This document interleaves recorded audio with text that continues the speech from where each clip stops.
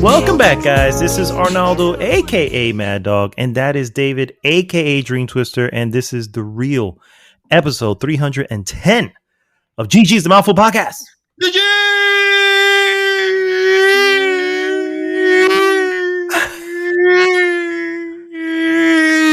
It's the Doppler effect, GG. I like it. We are recording in Dolby Atmos. So now you hear me from the top. I'm on the top. I'm on the top. I'm on the bottom now. I'm on the bottom. Left speaker, right speaker. Testing. Left Testing channel, right channel. There you go. What is up, sir? So that we're gonna just put this we're gonna upload it. It's gonna be completely monoed. I know. They're gonna be like, "What are they doing? They're coming out of one ear hole. What's happening here?" Exactly. Coming out of one ear hole is our specialty. Yeah. Oh my god, it's called an eargasm. Yeah, I know. I just that literally. Wow, bro. Well done, sir. Well done. Thank you. That was that was sadly wonderful. I did not remember the name of that song. That was well done. Welcome back, guys. It is awesome to be back on a Friday after probably one of the worst weeks ever. But we're not going to get into that shit. We're here to talk all things gaming, movies, and all the good shit. But sir, I wanted to say, it's so happy to hear you again. I feel like there was a moment there we were speaking pretty much every day, and I know it's because it was Elden Ring. Now we're back to the normal. I speak to you. We're back to the See You on the Net podcast, sucker. Yeah, and if I had to say, it's kind of a bummer. It's kind of a bummer. But, it is. I kind of miss our Monday Tuesdays. Yeah. We were not calling it that. I just made that up. But it was the Tuesdays where you, me, Chaos, and Dark will we'll just log in to PSN because of course we'll all be playing Elden Ring and we'll be like just shooting the shit and talk about and the it was game more than the Tuesday. Like Tuesday was the guaranteed day. Oh, Tuesday was the guarantee. Yeah, all the other ones were like our days that we were not supposed to take away from our wives. Yeah. But we still did. And we kept entertained and or paid and to allow us to have more Elden Ring time. And that's how. Yeah. It was so worth it. It was so worth it. I'm still playing, but it's such a different. Maybe that's the reason why I'm actually paying more attention to what the fuck is actually happening on the game. But because we're not in your ear. No. I see how it is, my friend. I don't have to yell cutscene, or sometimes I find myself yelling cutscene. Oh no, never mind. Oh, I'm all alone.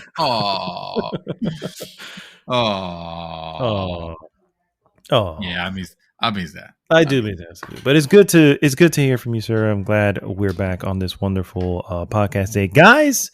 If this is your first time listening, first off, thanks so much for tuning in. Please, if you haven't already, go to goodgame.rocks. Join the conversation there. That, of course, takes you right to our Facebook group.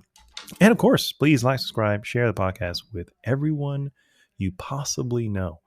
Fun fact, my dad is a listener. Hey, Dad. Hey, Mr. Martin Super. Who will he be? Who will he be? He'll be the alpha level. We could just call it alpha level. I mean, it all came down. It was all proven when my sister posted a picture of him running through a toll. Oh shit! Yes. Giving the peace sign to the people, basically saying, "Please bill me."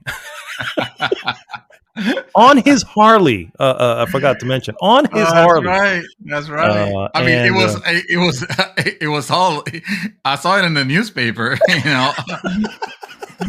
Or was it the cover of Time magazine? It's probably Man of the Year or something like that. Yeah. It was just passing a toll, giving the finger, making it somehow looks like it was coming straight from the 60s, even though it's the Well obviously, done, well done. Those it toll is cameras, phenomenal. have good angles and good aperture, I gotta say. But I'm telling you, man, it's the live. It's the kind of life that I wish I had. It's me. You remember that episode of Friend with Chandler and Joey looking at Tom Selleck, his character Richard, and wanting to be like him and imitating him to the point of actually growing a mustache and everything.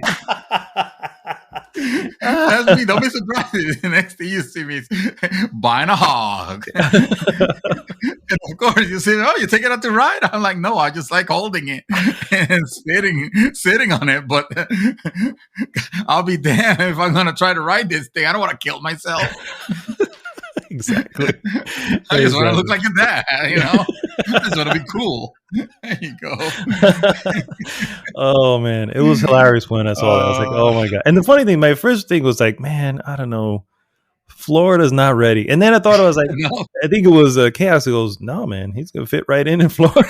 I'm like, you're kind of right. He is Florida man 2.0. He's Florida. He is Florida man. Is Florida man. That is excellent. Chuck Norris came to your dad and said, "Good job, son." That's hilarious. Oh my god! Shout out to Omega Dad, Mr. Martin. Yes. Dad, shout out to you. Love you. Please pay the damn bill. But anyway. It's not getting in trouble already. Yeah, exactly. So better little thing, Exactly. As a matter of fact, we should do a Kickstarter, and we should just put all of us together. A GoFundMe. Yeah. GoFundMe, exactly. Yeah. Just so that you can run all the tolls as long as we all get a picture. Exactly. That should be that's your business model right there. Put a picture of Martin Dad just running a red light and either give him the finger or give him a peace sign or whatever he feels. It depends, like right? If he gives the finger, then he's got to charge a little more for it, right? Yeah, that's true. Because that's more risky. That's more risky. That's more. Yeah. And yes. But if he gives a peace sign, then that's the standard, right? The standard, and then the deluxe edition where it's. That should be like there should be a commemorative postal stamp. Just that picture. It should be a step. It'll be a collector's hit. An NFT. You beat me to it, sir. You beat me to it. I was like, I'm gonna let him know. We need to create this NFT. We're gonna call it the Florida Man 2.0. The Florida Man. Yes. That'll be excellent. Look forward to that. We'll get in touch with Ubisoft. I'm pretty sure they're interested in that. Oh my god. Anyway, guys, what we normally do when we're not talking nonsense. We're not idolizing your dad. Yeah, exactly. What we normally do is first we go into what we have been up to, move on into various news items, and of course we finish with our hot topic of the week. This week's hot topic. Engineering the Unreal future, guys. If you haven't known, Unreal Engine is a thing. It's actually used quite often in gaming. Unreal Engine is a thing. Yes, it's a thing. Yeah, I can confirm that. Let me close my door. It exists. Yes. And so lately, a lot of game companies have decided to say, "Hey, we're gonna build our next game." Usually on big titles. As for instance, not Cyberpunk, CD Projekt Red with Witcher 4 will be on Unreal Engine 5. So it draws a question. Is like, well, that's cool because I understand it's a very good, developing engine. But does that put all the, everything into one basket? Is it some sort of monopoly now? What's the big deal? A good thing in reality. Does this actually? Yeah. There are some questions and some questionable decisions, but we're not gonna deep dive into it a la say Digital Foundry or any of that stuff. We're just gonna scrape it by as we know, and as is important to the general user, at least that's as much as I know, I'm gonna have to tell my lady to lower her TV because I don't want to get us copyright strike for broadcasting whatever the hell is it that she's watching. So please take it away, sir. I'll Okay. be right back. Apparently, it's funny because I can't actually hear anything, but I guess he can hear in his headset. It's funny. You guys, the listeners, you probably can't hear. My wife is talking to somebody out there, and I don't know. So it looks like we're having we're getting interrupted by our fellow spouses as we try to podcast, which is understandable because we are once again not with them. We're either playing a game of Elden Ring or we are out here podcasting. And I'm back, and I'm gonna have to cut this short. I'm gonna have to go buy something for my wife. I'm out of anger her. Whoa! Just kidding. Okay. I was gonna say, it's like, man, what did you do? Did you go in there with the you Ray lower this? See that? Yeah, I just can't see that. Hey. She's like, what? I'm like, what are you watching? I'll try to keep you down here. I'm trying to keep it down, but you're here, and I need you here. Yeah. Yeah. Well done, sir. Well done. All right. So let's go ahead and start with what we always start with. And that's, of course, what we have been up to, Mr. Dreamy Twister. What have you been doing? All right. Well, I'm gonna start a little twisted because I've always, you guys know what I've been doing. So let me just tell you what I watched, and what I watched was the latest Halo episode. Oh, and yes. Halo is a series on Paramount Plus.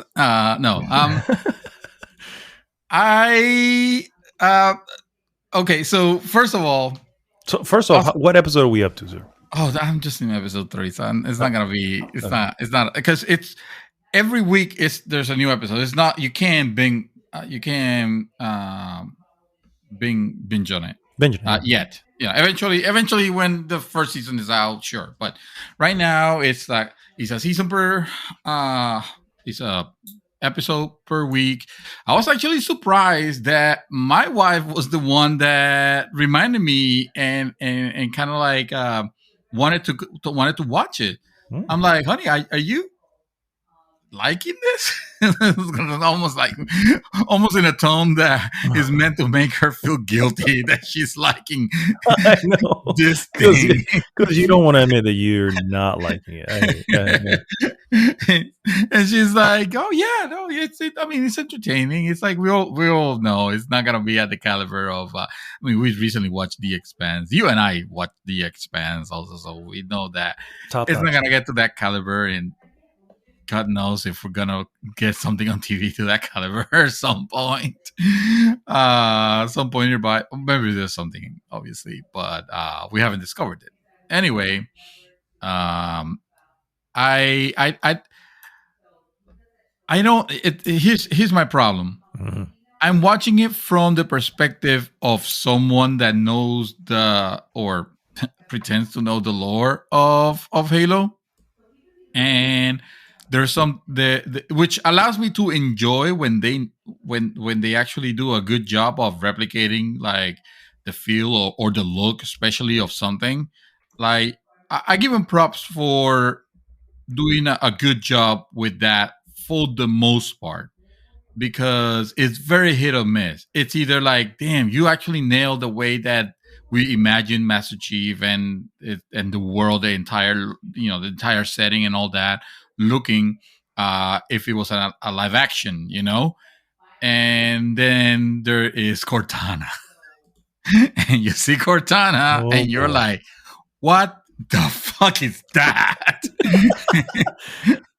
It's like, and I don't mean it. I don't mean it in a disrespectful way towards the actress that played Cortana. Obviously, no. I'm sure that she is a fine actress and all that. I'm just saying that I'm comparing it to what we know about the character of Cortana and what they make here. It is, again, you just have to ask, like, what the fuck happened? Why does this character, doesn't look at all like Cortana? It looks like some sort of like alien, like it was meant to look very alien, like Right. kind of like a smooth alien. Anyway, um, that, or with some characters where you look at it, it's like, hey, I know that's not Dave Chappelle, but goddamn, man. I could almost say it is. It's like, what is he doing? Why is he a Spartan, or was a Spartan, or whatever his story was? No. The so the visuals are fine, I guess, with few glaring exceptions. Uh, Story wise, however, they've already established that they don't. This is not meant to be tied to the lore of the games, which is fine because the lore of the game started like something and then it just went cuckoo and it just got all out and crazy. And I wouldn't want to relieve that on the series. The series is doing its own thing, as you know. Master Chief is more often than not he's off his armor than on, and the character that the actor that they pick for his character, he I don't know, he might be a great actor for all we know, but A, he's not showing it here, and B, it doesn't it doesn't feel like he should be the Master Chief, you know? Like you expect that at some point, like, oh, he's gonna get killed, and then we're gonna see the real Master Chief or something like that. Like the story might go crazy like that. But no, they're sticking to this guy for the most part. I don't know the name of the actor. So I have a question, sir. Yes, just real quick before we move on from Cortana, because I decided to look up what she looks like, and frankly, I'm completely indifferent because I don't have really a connection. Oh, right. Yeah, however, right. The video I found and the comments on it, Cortana looks almost lore accurate in the new Halo TV show. Another one says Cortana looks better than expected in the Halo TV show. What say really? I think those. I mean, that sounds like trolling comments to me. But if you're telling me that people are saying that, then okay. I mean, if you want to say that she looks better than the game in the sense of, well, the games when they came out were low poly, so yes, I can confirm that this Cortana has a higher polygon count. If that's what you want to imply, whoever wrote that piece. But as far as the Cortana canon, as we that we know, and again, it's hard to compare with quote unquote Cortana canon because they are themselves not trying to do that, but it's hard to distance yourself from it. It's what it sounds, what it looks like, honestly, and I don't know if this is true. I am speculating here. Because the voice of Cortana is spot on. It's literally the Cortana from it. It might as well be the Cortana from the games and probably the Cortana from Windows 10. Oh, wow. It is spot on. I'm telling you. So who knows if it might be the same actress? She's not a voice actress only. Now, yeah. Maybe she's actually known for like. I don't know enough about that. What I do know is that yes, she looks very weird, and at first glance, it's just gonna be like very off-putting. Like, what did you do? Like, Cortana, my girl, what are they doing to you?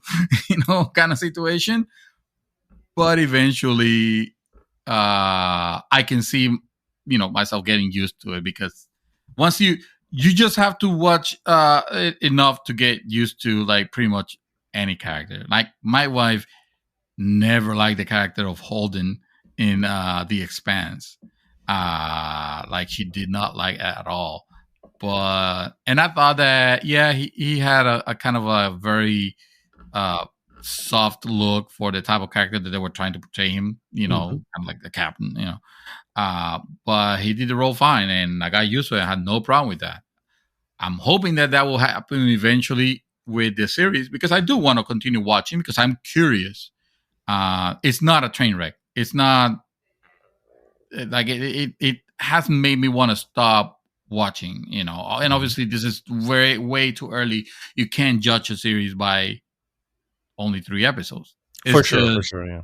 It's gonna get very rough at the beginning. You're gonna be roughing it out quite a bit because you don't have anything else to compare. You don't have the other episodes that are gonna get better.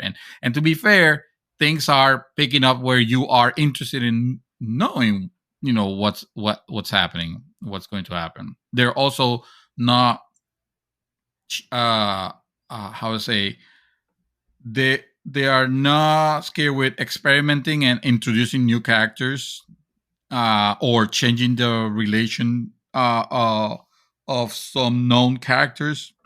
Because again, as they established, they want to do their own thing, and that's perfectly fine. So I'm gonna continue. I'm gonna continue watching. So one thing that I found funny is that remember the guy from The Expanse, the bad guy from season 4. Oh, season 4, yeah. From season 4. The obvious bad guy, yeah. The obvious bad guy. Well, guess what? He makes an appearance here also. Shit. And guess what? Oh god, he is the very obvious bad guy. Oh my god, that's why I got to give credit to. I mean, you got to give credit to The Expanse in that sense that they knew what they were doing. They knew this was going to point, and they put it right into the script. Oh, so I just have one of those kind of faces, I suppose. I was like, wow. Oh my god, that's awesome. I need to know. I need to. You need to find me the name of that particular. The guy, yeah. Mertry. Oh, is it Bern Gorman? Oh, I don't know his name. If that's who you found him, is his name Mertry? I don't remember. Mertry, yeah, that's his name. Mm-hmm. Okay, so Bern Gorman it's the. I've seen him in a bunch of stuff, and he hasn't always played a bad guy. But when it comes to a series, no, but when it comes to series, like he was in Pacific Rim. He was in Dark Knight Rises. Rises, yes, he was, and there he got what he got. His just desserts there for the record. But he was in Pacific Rim, and he was one of the. There was two scientists that were trying to figure stuff out on the kaiju. I don't know if you remember that, and he was one of them. And yes, I know. I remember now. Yeah. So he's not. He wasn't bad there. He was just a quirky scientist. So he's either a bad guy or a scientist, or a scientist bad guy, or a combination of the two. Yeah. Or a combination. Exactly. Yeah. Oh, there he is. I've learned to love him. I've seen him in a bunch of series. It was a series I saw. It was like a Revolutionary War series, and he of course played. He was one of the British captains or something like that. And I'm seeing it right now. I forgot the name. What's the name of it? Oh, shit! I think I jumped straight to the. Hold on. So I can't remember the name. It was. I just see his picture. It's just a picture that I saw. Okay. Yeah. Well, that's He played. He played a red coat. Yeah, there. So, sir, fun fact, real quick before we forget here. Yes, she does also play. She's been playing Cortana since Halo 2 in the series. Oh, wow! So he's it's the same lady. Same lady. Yeah, same exact lady. Yeah. So that's why it's nailing. I mean, she's done a lot of video games for the record too. But yes, I went back. To Halo 2, 2004. She was. Yeah, I mean, because her voice is so recognizable and as far because it's the same voice. Hello, obviously, yeah. Okay, I was gonna say something to be like, oh, the intonation is almost spot on. It's like, no, it's actually literally her. Kind of on purpose. Exactly. Because of that, you hear her, and it's like, oh, this is awesome. You say, hello, Master Chief. It's like, yeah, just the way you remember. And then you see her face, and like, oh, dear God. And I don't mean it, again, I don't mean it in the sense of like, oh my God, like not disrespect to the actress. I'm not saying it in that way. I'm just saying it in like, this is not the Cortana that you know at all. First of all, she's not blue. That might be racist. Me pro blue people. Yeah. But she is, from what I can tell, and from looking at the comments, she was purposely left CG. So she doesn't look. They weren't trying to make her look human. They were trying to make her look like an avatar, like a essentially. construct. Exactly. Like and what so she is. Yeah. and so that's why they left her that. And again, the video I'm watching is really I kind of like them going that route. And so yeah, it's not bad. I could get used to it. It was just like at first hand, it's like it's jarring. I don't know. This is not. And there were. And there were several other pieces that it just felt the same. It was like, what the hell did they do here? But it took, especially when she takes his helmet off. Oh God! Yeah. Except that in that case, you're like, of course they were gonna do that. Of course they were gonna go that route. Well, and there lies the question, sir. So you're already 3 episodes in. So this is what I want to know, and I have a follow up probably after that. But is the issue, or can you? How do I say this?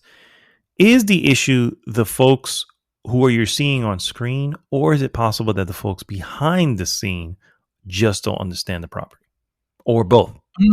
No, I think it's mainly front facing. Honestly, I think it's just seeing. Obviously, there is some production value, but I can't say this is like the best I've seen. Like, there are some areas that look kind of very, if you forgive the pun, Spartan. I say you will not. Okay. I think you mean sparse, but that's fine. Go ahead. No, fuck you. There are some areas that are supposed to be very like, I don't know, like very futuristic, but yet you see a lot of like, 21st century technologies. Like, okay, I recognize the silhouette of that vehicle. Actually, like you didn't try to hide it too much here, didn't you? Yeah. And stuff like that. But in the overarching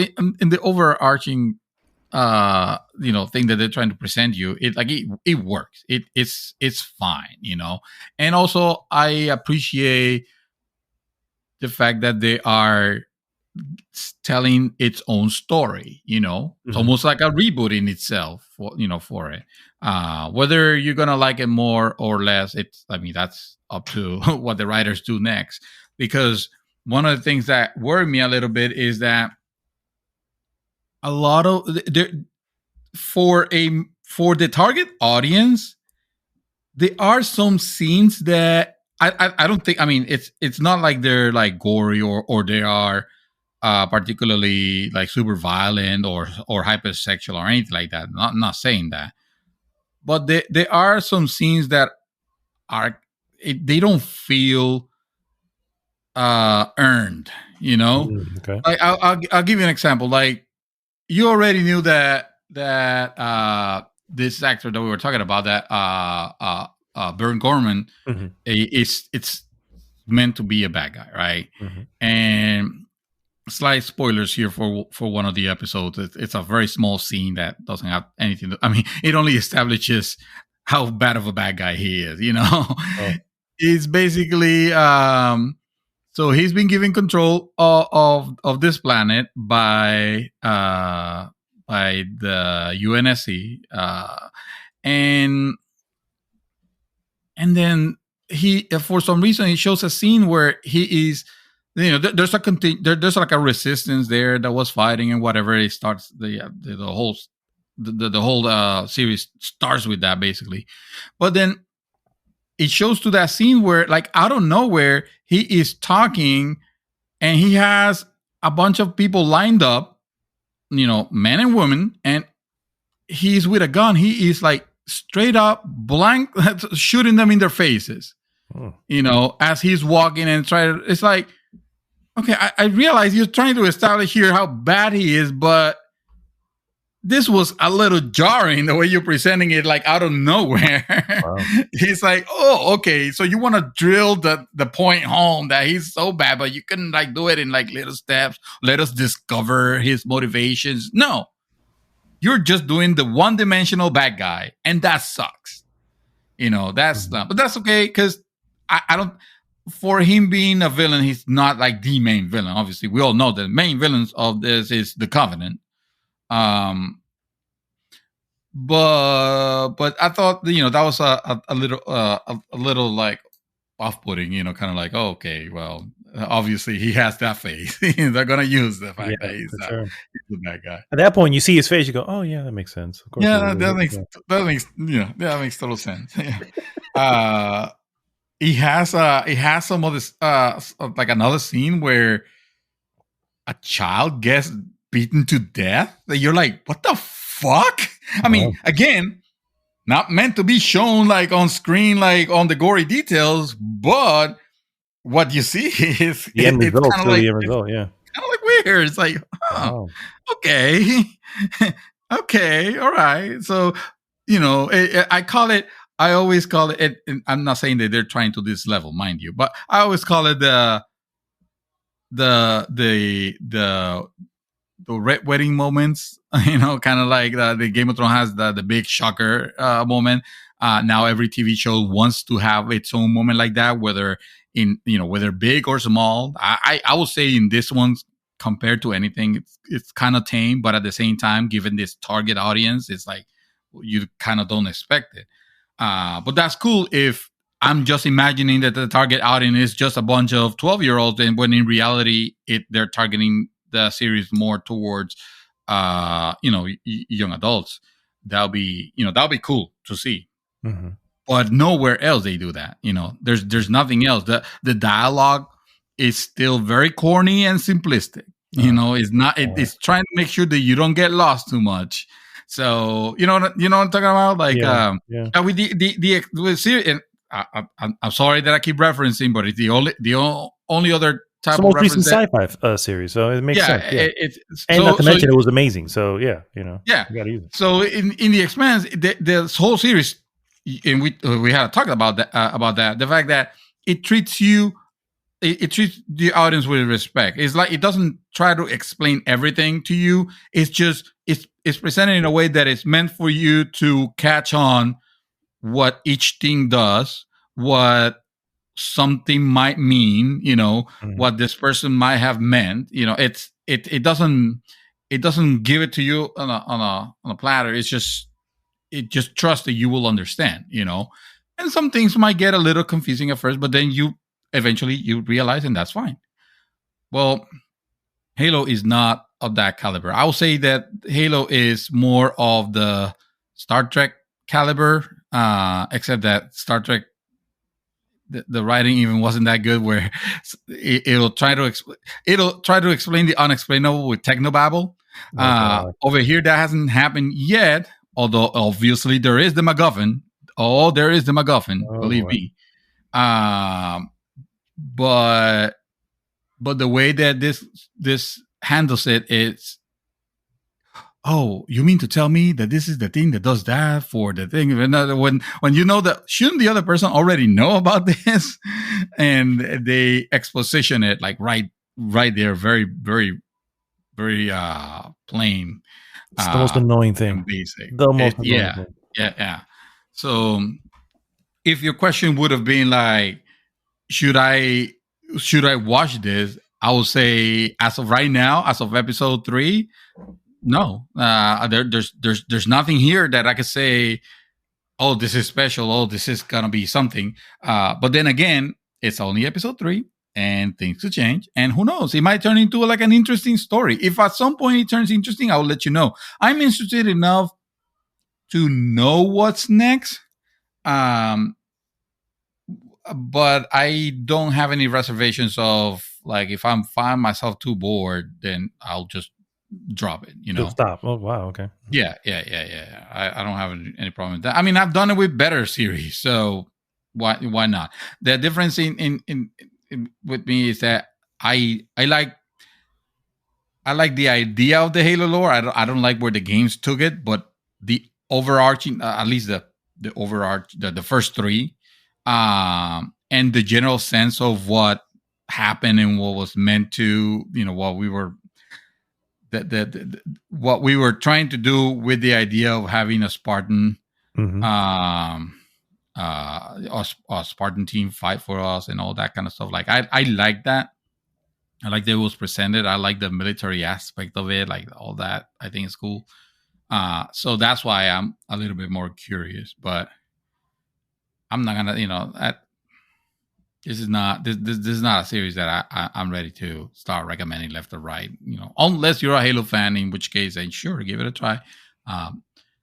Just be prepared for the things that. I mean, if you're a Halo fan, it sounds like 343 is already writing exactly the show, so you'll probably enjoy what's going on.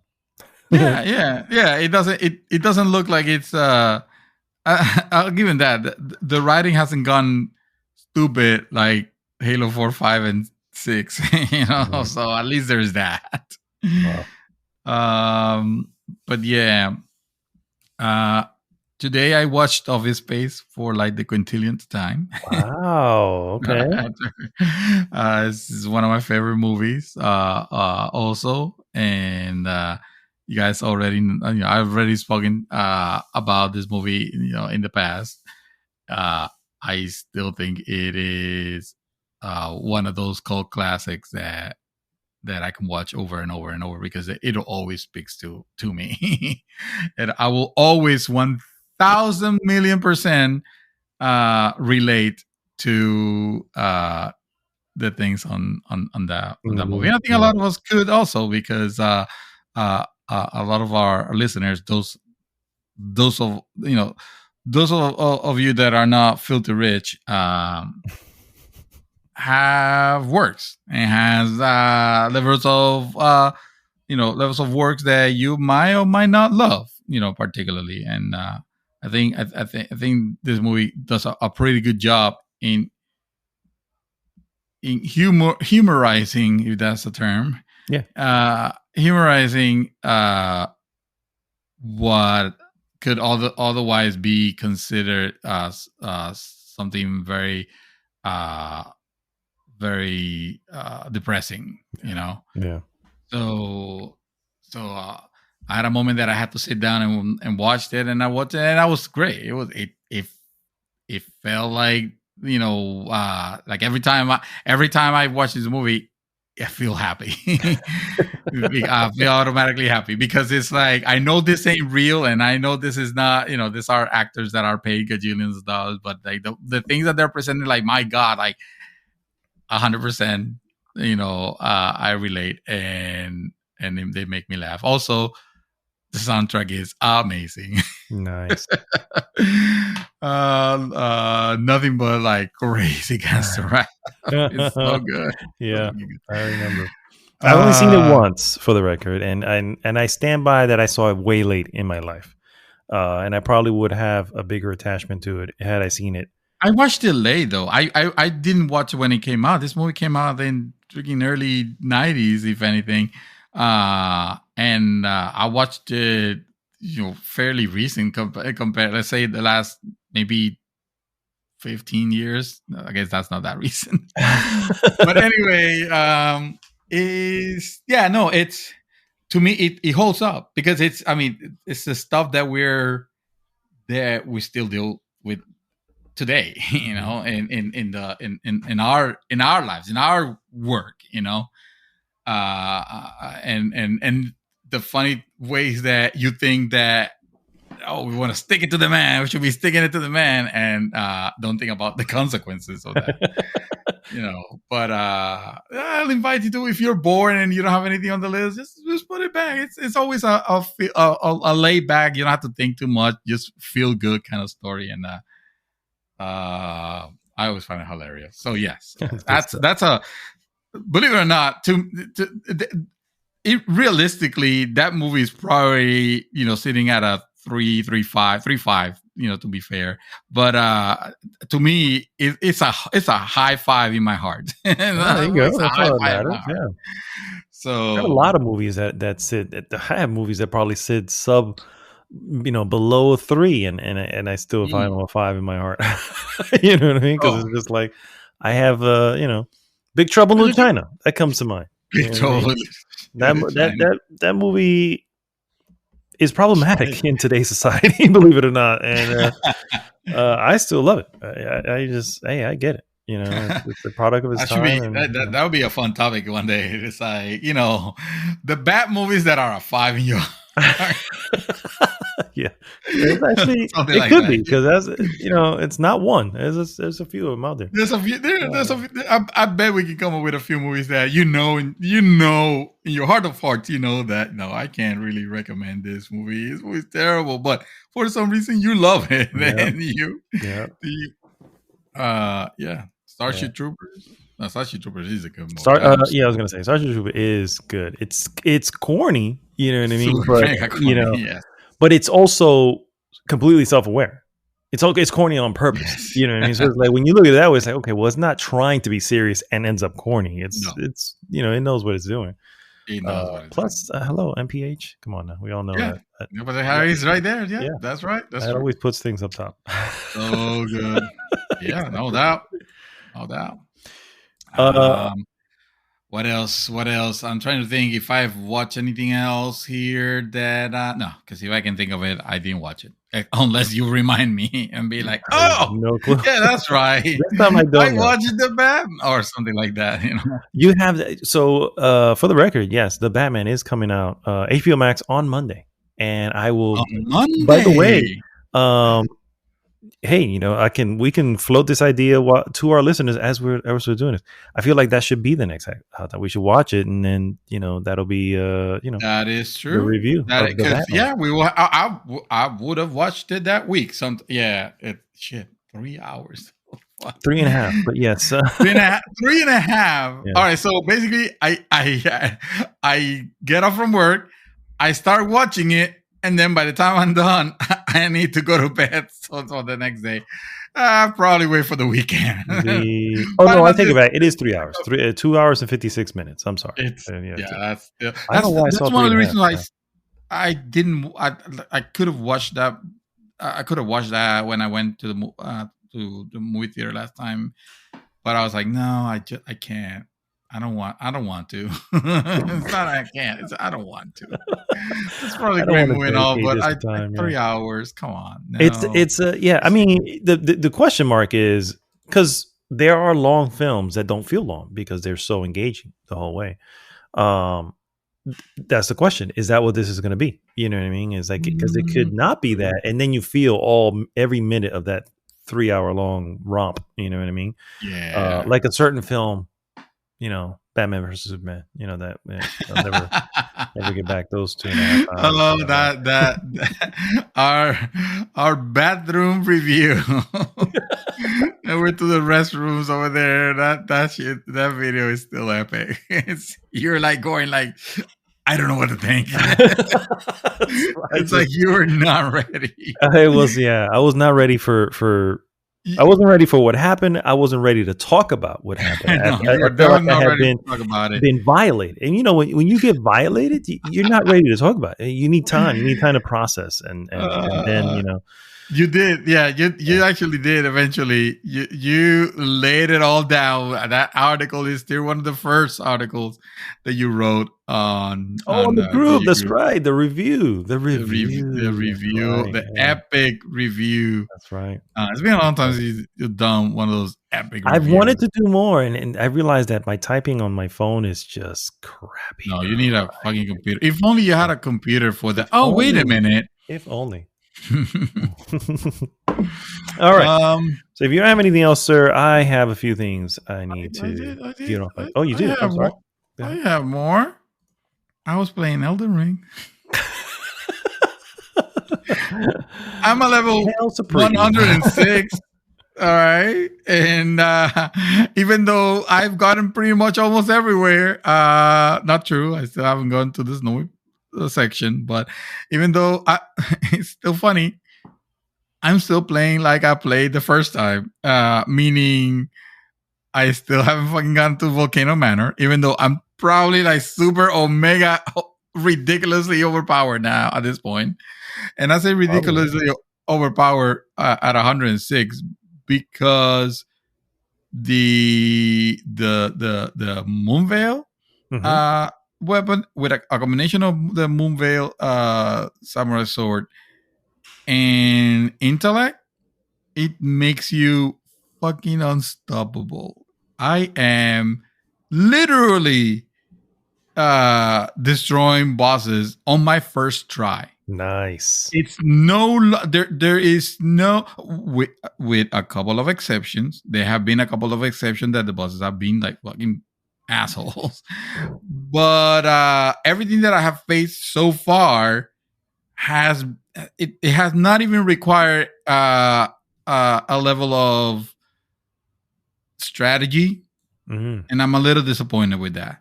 And the reason I say that is because all you gotta do with the fucking Moonveil is like hit him 2 or 3 times with the strong the special attack that it has, which I forgot what it's called. But 2 or 3 times the boss is already staggered, and you can either wail at it, or go in for the hard hit finisher, yeah, or wail and then go to the hard hit if you're good at it. And oh, by the way, the weapon also does bleed damage at some point. Yeah, so it's kind of ridiculous. And there are other builds that are like that, which is the great thing about the game, is that you do find those builds. And this guy, this YouTube channel, Fix for Life, has been posting a lot of those builds. And as a matter of fact, the one that I decided to go with was based on one of his videos, and it was because I felt like I'm playing this for the second time. It's like, let me just have my fun with without any restrictions. At first, I was playing very restrictive. Well, no, I want to discover things by myself. I don't want to know where to best grind or get the best weapon, or or how to defeat this boss or whatever. I just want to find shit on my own. Well, I did that already. So now let me just have fun with it and let me see what the game has to offer. And I'm telling you, man, it's been a completely worth it experience, 100%. After we're done with the podcast, I'm just gonna go, jump back in and continue. And it's a lot easier because I think I've put maybe 60 hours, right now. I'm already at a level 106. And like I said, it's like the boss, that most of the time you were getting stuck on a boss fight. Well, now you're not even doing that. You're clearing stuff here, left and right. You don't have to worry about conserving anything because you have enough of everything. Mm-hmm. And then when you get to a boss fight, you just do that. Oh, and put the mimic, and now you got twice the power. Yeah. So it's I don't want to say it trivializes a lot of the game, even though it does. I'm more happy to the fact that there are ways, it exists, and it's up to you to figure those out, mm-hmm. and play whichever way you want to play. If you want to find out from the bottom, from the very beginning, although I will present to you that you try doing it, on your own at first to see how you do, because that eventually feels more rewarding. But it doesn't matter. Like, if you don't care about that, you just want to, play the game and beat the game, like, sure, have at it. Information is, when we were playing it, the information was kind of scarce. Yeah, limited. But now it's abundant. Now, like, things left and right. It's available. All the secrets are unfold. By the way, another idea for a possible topic that I was wondering had to do with some of the speed runs. Oh, and the ones that are down to, I think they're down to 7 minutes now. They're down to below 7 minutes. Yeah. And I actually watched one of the videos because they're short. 6 minutes. No, I watched one of the videos because I was curious to know, like, okay, obviously that they are doing exploits and shit to be able to, because they're not running through the world in 6 minutes. I'll tell you that right now. For sure. And guess what? That's exactly how it is. They're just runs that are. I mean, I don't understand exactly what they're doing, so I'm not gonna take away. still consider it to be an incredible feat to be able to do that, to figure out, because the move sets that you have to do in order to glitch the game in a way that it takes you exactly to the point when you need to go, that's still amazing. That part, it's still like almost superhuman. Mm-hmm. It's just that when you hear the person say, "Oh, game's beaten on less than beat Elden Ring in less than 6 minutes," it's like, no, you fucking didn't. You glitched the game in less than 6 minutes, and it gave you credit. If I found a glitch that suddenly activated the credit scenes, and it took me 2 seconds, I'm not gonna claim that I beat the game in 2 seconds. It's like I just got to the credits. It's like, and yet that's what is happening, though. That is what's happening. You see those people posting like, "Oh, the record has been beaten by so and so. It's a run in less than 7 minutes," and you're like, "Wow, that sounds incredible." Because in your mind, you're imagining like all the struggle that you went through and all the hours that you did, and you're thinking like, "Man, that guy probably beat in level 1." When in reality, it's like, "Oh no, it literally glitched the entire game to the point where the game just said, fuck it, here's the credit. Get me out of here." Yeah. I had already known that, or not known that. I had already assumed that when it started getting really low, I'm like, there's just no way. At the 30-minute mark, I was like, okay, maybe we're fast tracking whatever, but there's probably still some glitching involved. But 7 minutes, under 7, I was like, no, that's not really beating it. You know what I mean? You just, as you said, you're just fucking. You just glitched it. Yeah, you're glitching the game. I mean, this person did not face the last boss at all. Like, it didn't have to. Yeah, like the last boss he got to see, or the only boss got to see, was the Malekith, and he didn't even have to touch it or anything like that, because he was glitching all over the stage to the point where obviously the machine doesn't know how to respond. So it's it is that, but it is still kind of amazing that gets done. If just for simplification purposes they want to say, oh, the game was finished and so, then that's fine. I don't have any problem with them calling it that. I do. That's just me. Yeah, I do. But I mean, hey, to each their own. Yeah, it's still kind of crazy and amazing. Just like the rest of the game is crazy and amazing, and you guys should be playing it. And those of you who have beaten it, may have an inkling to come in. Maybe not right away like I did. I'm literally coming off my first playthrough and just went into the second right away. I haven't played anything else. Kind of has me worried now, because I don't want to play anything else after this. Yeah, that's a good thing. If you're good with what you're playing, that's all that matters, man. Yeah, but then once I beat it again, I'm not gonna start the third time. I'm more thinking of you don't want to, but you never know. What if this is it?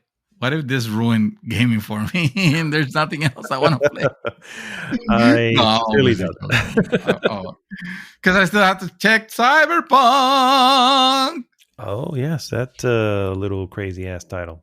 That's your cue. Oh, is that my cue? Oh, okay. Well, all right. Yes. What I have been doing? Well, I have been playing a few things. That's a lie. No, I have been playing Cyberpunk 2077, guys. This is my 4th attempt at playing the game, and your final. And yeah, it was. And if it had any issues that were in any way like I had before, the very first time I played, for the record, I played this on PlayStation 4 because I didn't have a PlayStation 5 yet. Not that mattered, because not like the PlayStation 5 version was suddenly the best one. I was playing on PlayStation 4. I couldn't get past the first 30 minutes without just the most wonkiest shit happening in the game. And I was like, and the sad part is I still stand by, this is my fault. I mean, it's not my fault what happened to the game. I didn't create the game. It's their fucking fault. But it's my fault that I went through that, because I knew it in my heart of hearts that this was exactly what was going to happen. But I got caught up in the FOMO and said, I literally spoke to Chaos the night before it was coming out. And he was just like, oh, dude, did you get it? I was like, nah, I want to wait. He's like, oh, man, I got it. Do this install. I can't wait till midnight. And we spoke for a little while longer and then whatever. And then suddenly I hang up and I'm just like, fucking hell, man. How bad can it be? It's got to be all right. You know what I mean? It's trying to make it to The Witcher. Exactly. Come on. It's like, okay, so maybe I'll have some bugs. I can deal with that. It can't be that bad. And nope, it was exactly famous last words. It was not good. Then a few patches later, I tried it again. Again, I probably made it 20, 30 minutes. It was my car was floating. And I was like, okay, nope. I uninstalled it again. And I tried it a third time, like probably at this point, we're probably a good 2 months after release. And the car was floating. And same thing, it was just acting funny. I was like, no, I'm done. I'm not even. And at that point, I literally felt like I was hanging it up, bro. I was just like, counting this as a loss. This is Batman Forever all over again. It is what it is. You know what I mean? Batman Forever. Yeah, Batman Forever. Was it Super NES or Super NES? Yeah. Anyway, so now we are, of course, over a year after its initial release. I said it. I said it. This game needs a year. It needs a year of polish. And what did it need? What did it have? A year of polish. So, I mean, at this point, yeah. I am playing on PlayStation. For the record, the first 3 times I still played on PlayStation 4. I am playing on PlayStation 5. Obviously, playing the next gen upgrade version, and so I'm happy to say that visually it looks spectacular. Yay! Overall run, you did it! You did it, CD Projekt Red. You turned Mad Dog into Happy Dog. I have to say it. I mean, I can say it's about time. I'm still burnt. And there really isn't this doesn't suddenly excuse that fact for anyone, for the record. I still, as much as I like what Sean Murray did with, No Man's Sky and how they turned that around, the reality is you release something broken up front. So much so you had to go quiet for months before you can start with it. Now, yes, did you earn goodwill back? Yes, you did. Did you now? Do you now? Yeah. I was gonna say several times over. Yeah. Nobody can say that this guy Sean Murray has not earned his little piece of heaven at this point. Exactly. So, but that still doesn't take away from the fact that you literally lied. And CD Projekt Red did the same thing. And so, anyway. Enough talking about the politics behind it, if you will. I am playing the game. I am about 10 hours in, and I selected being a corporal. Corporal was my background. Corporal, for anyone who doesn't fucking know, that's a corporate background, which kind of fits with my life a little bit in whatever. I am going with a net runner build. The reason I did this is because this is obviously an open world. It has many things you can do. You could be a heavy, you can be a machine gun type of guy, you could be blades, and all this. And it's from first person. I'm not very big on melee in first person personally. I would rather be that in third, and then I can just kind of I don't know. I prefer it in third. Anyway. No, yeah, it makes sense. Yeah. And so. It's also a futuristic game, and very few have the opportunity of being a net runner. A net runner, for the record, guys, is one who specializes in hacking and using computers to do whatever you need to do in the world itself, and software. Sounds fun. That sounds like a fun class. Well, so far it actually is. My particular V.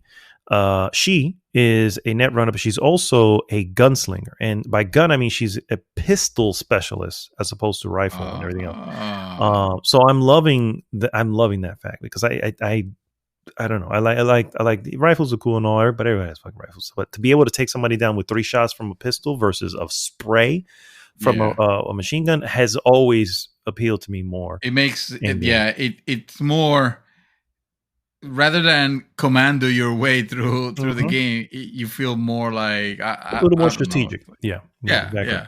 You're a And gunslinger. so, I the voice acting is great. I am again. I'm saying about 10 hours in. I just entered Act Two. I don't know how many acts there are, but I just entering Act Two. Um, did run into some issues, and I don't know if this is one. It did in the 10 hours. It did actually crash back to the main screen. So that it Ooh. once. To the main Uh, or to out of the game? Out of the game. Sorry, out to the Oh, main menu. hard crash. Yeah, Okay. and the good thing is, I think they know this, and they've. This is probably a product of their engine, which is why even The Witcher did this on console. I don't know if it did it on PC, but it had a lot of autosaves. And it had, I mean, literally when I went to go Oh, really? Yes. reload, Yeah, it there does. were 10 autosaves, all within a few minutes of each other. Just like, oh, They know. yeah. They So know. you understand the problem with your fucking game. Okay, yeah. Yes. So, Yeah. so Kind of like because of that, Bethesda I does. jumped back in and really didn't have to repeat much at all. The problem, of course, is that this happened in a particularly powerful moment in the story, and so I Oh, mean that makes it unfortunately that kind of breaks the illusion of what's going on. But yeah, yeah. got back in. It is what it is. I like where the story's going. It is nothing you probably won't see coming, but at the same time, I enjoy the way it's presented. Mm, I like my V's voice act, the actress of V.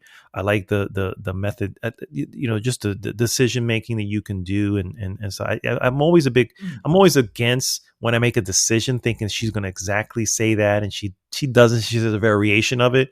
I yeah. always found that annoying because it's like, well, fuck, that's not how I intended that to That's sound. yeah. You know what I mean? But other than that, what are you going to do? A lot of games do that anyway. Um, there is a lot of systems that I'm still kind of Oh, wrap my head around, because you have the ability to craft things. You have your cyberware that you can install to your character's body that can do stuff. Then there's weapons and mods for those weapons, mods for your body, mods for your armor. How to damn. get those? Who do you get those from? Earning credits, which are not credits, they're called eddies for whatever reason. Um, for the record, that is apparently what do you call it? It's a That is cryptocurrency. yeah. Well, yeah, but it is canon to Cyberpunk lore for the record. So Oh, it's not okay, like they gotcha. made that up for the game. Oh, that's right. I Um, keep forget this is actually based on a property, actually. yeah, I think it's a tabletop. You know what I'm saying? A tabletop Tabletop, RPG. yeah. Yeah, and so anyway, overall though, it looks and runs very well. 60 frames. I'm obviously on performance mode, and I'm loving that. But it still looks really good, resolution Yeah. wise. Yeah. There was a couple clipping moments where it's okay. An officer walked and he walked right through the edge of the car. I'm like, okay, well, I guess that's the thing. You know what I mean? It is what it is. Um, Overall, I can tell it is significantly improved, but I can tell there is it's not 100% there, and it is Mm, a vibrant looking open world. So part of me goes, okay, I see why it's difficult to get this, but in the end, it's uh, also their fault. You bit off more than you can chew. You know what I mean? And yeah. if that was the case, Especially if you're having so many systems upon systems, and you that do, sounds like a lot of moving parts. yeah, you do have, obviously you have your day night cycle. You have everything's going on in the background. Yeah. Um, I like the little details though. Is one thing I do like is when they do. I don't want to say cutscenes because you're sort of in control in it, but as you're in the story based stuff, there's just these little details that catch my eye and it makes it feel real.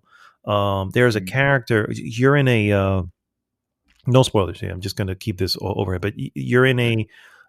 a situation where you're finishing off the details of a deal that you're trying to get into for some sort of heist, and one of your fellow characters is sitting there, got his arms up on the thing, whatever, and his leg is just trembling like, Mm, and that's something that I've seen my uncle do. You know, and it's just like Right. it's just because it's just a nervous twitch, and it's just that Right. little detail that I can't stop but notice. And my characters, I'm looking around. I was like, oh my god, is that? And the first thing, of course, I thought is he glitching? And then I was like, no, he's not. That's Oh, that's actually actually. yeah, that's actually a purposeful.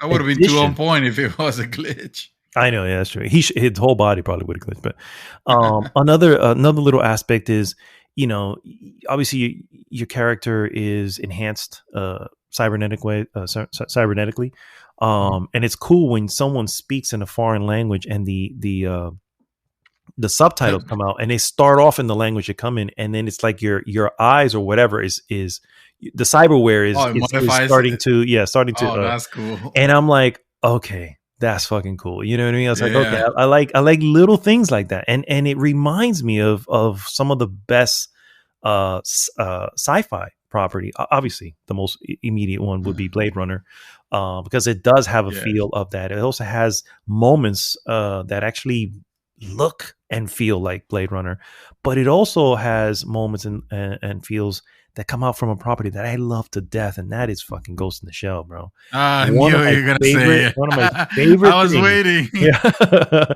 one of my favorite things. My favorite properties.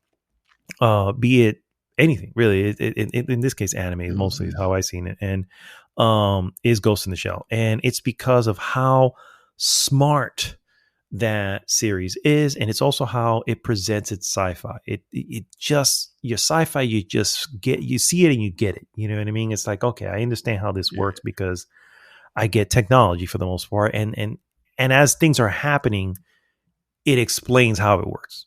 There's not someone who sits there and go, well, this is what you got to do. You don't need the exposition. It's just like, no, you trust the person and you figure it out. And the music is great. There was a particular story mission that had some of this really tense, and I'm sitting there gripping my controller because I'm just like, it's tense, and I'm like, wow, and of course it's being elevated by the music. So I gotta say, I leave it at very good so far. I guess I could say that very good first 10 hours. I can still see a little bit of the issues that were cleared up, but are still there. Like a perfect example, I'm walking, I turn around, there's a few cars because the purpose is so the reason I even had to do this, I don't know if this was glitched. I asked Adam, who has played the game, and he goes, yeah, I think that was glitched. I was like, okay, that makes sense. So I'm in my car and I get hit by something, another car, and it looks like it was story related because even the character sits and goes, what the hell was that? In inside the car, and she's just like, oh man, that anything that was gonna happen. It was like I got into almost like a car accident. I get out of the car to look because it says exit the car, and now I'm locked out of my car. It literally says locked out of my car. I'm like, okay, is this part of the story? Maybe you left your keys in there. Yes, I did. It is that detailed that I left my keys. I didn't realize I needed to take my keys. I never did before when I was getting in the car. But anyway, so that's what made me walk into the streets. So I'm like, I can't get into my car, and I look at the map, and all my available stuff is not within walking distance. And I'm like, everything's 1 point whatever. So I'm like, and I didn't know you could. And I just assumed that's like, well, maybe I could just take up somebody's car. You know what I mean? And there's a way of breaking into cars, but you need some sort of tech, and I didn't have that. So I said, fuck it. I went to the streets and said, let me see if I can carjack someone. Basically, I take their car. And wow. And yes, for the record, I could. I was able to get somebody's car and continue the story. And then that's when I noticed that the storyline says, go do something else in the meantime while your car is repaired. And I was like, oh, I didn't. Okay. But again, there was nothing in the mission that kind of let me do that. But anyway, what I'm trying to get at. It could, you know what? It could. Okay, I see it. It could be, hey, you just had an accident. Of course, you fucked up your car. You're not just going to get back on it and keep driving. But it could have said that.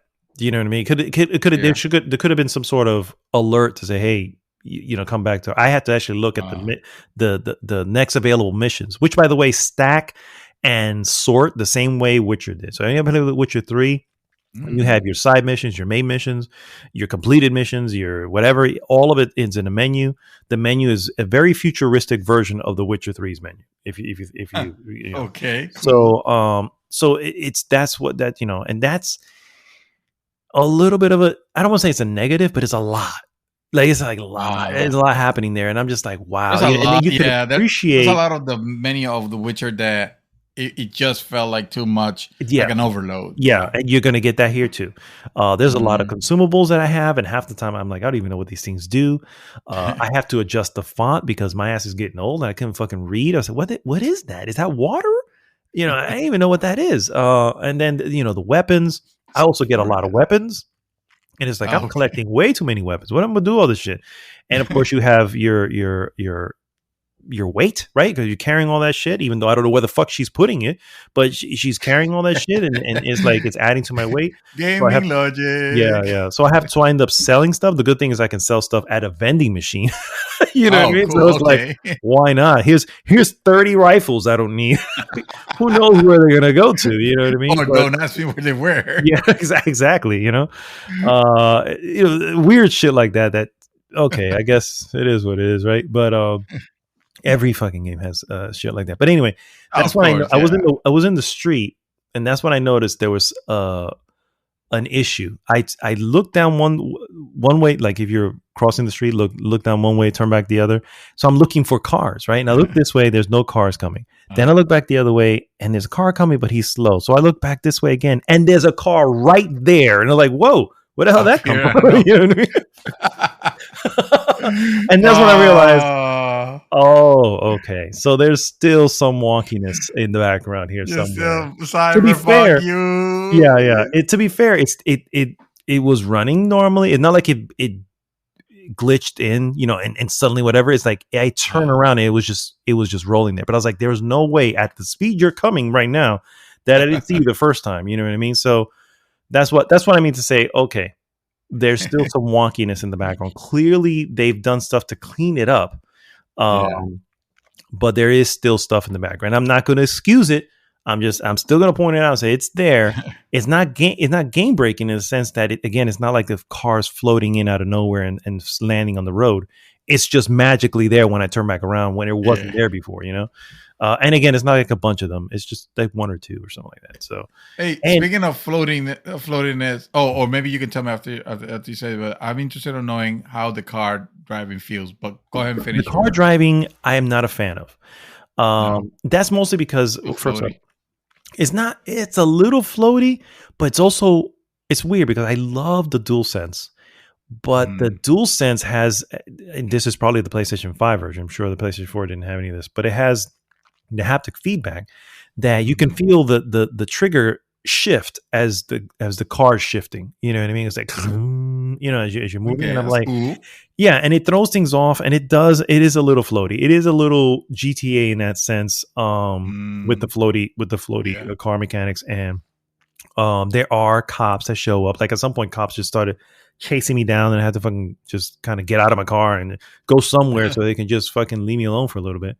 And I don't even know what the hell I did. I'm not even sure what I did. I was just driving. I was like, what am I doing? Am I in the wrong lane? I don't understand. What's going on? I mean, let's see. Let's recount our journey. So you had a car accident, which you left the scene. You carjack another vehicle, and you continue another mission. I'm saying if they would have popped up when I carjacked them, that makes sense. This was easily 10, 15 minutes later, and I'm just like, and then the thing turns the little mini map turns blue, and I didn't know what was happening, right? Just like, what's going on? And then cops are shooting my way, and I'm just, oh, fucking hell, I guess I must have alerted somebody.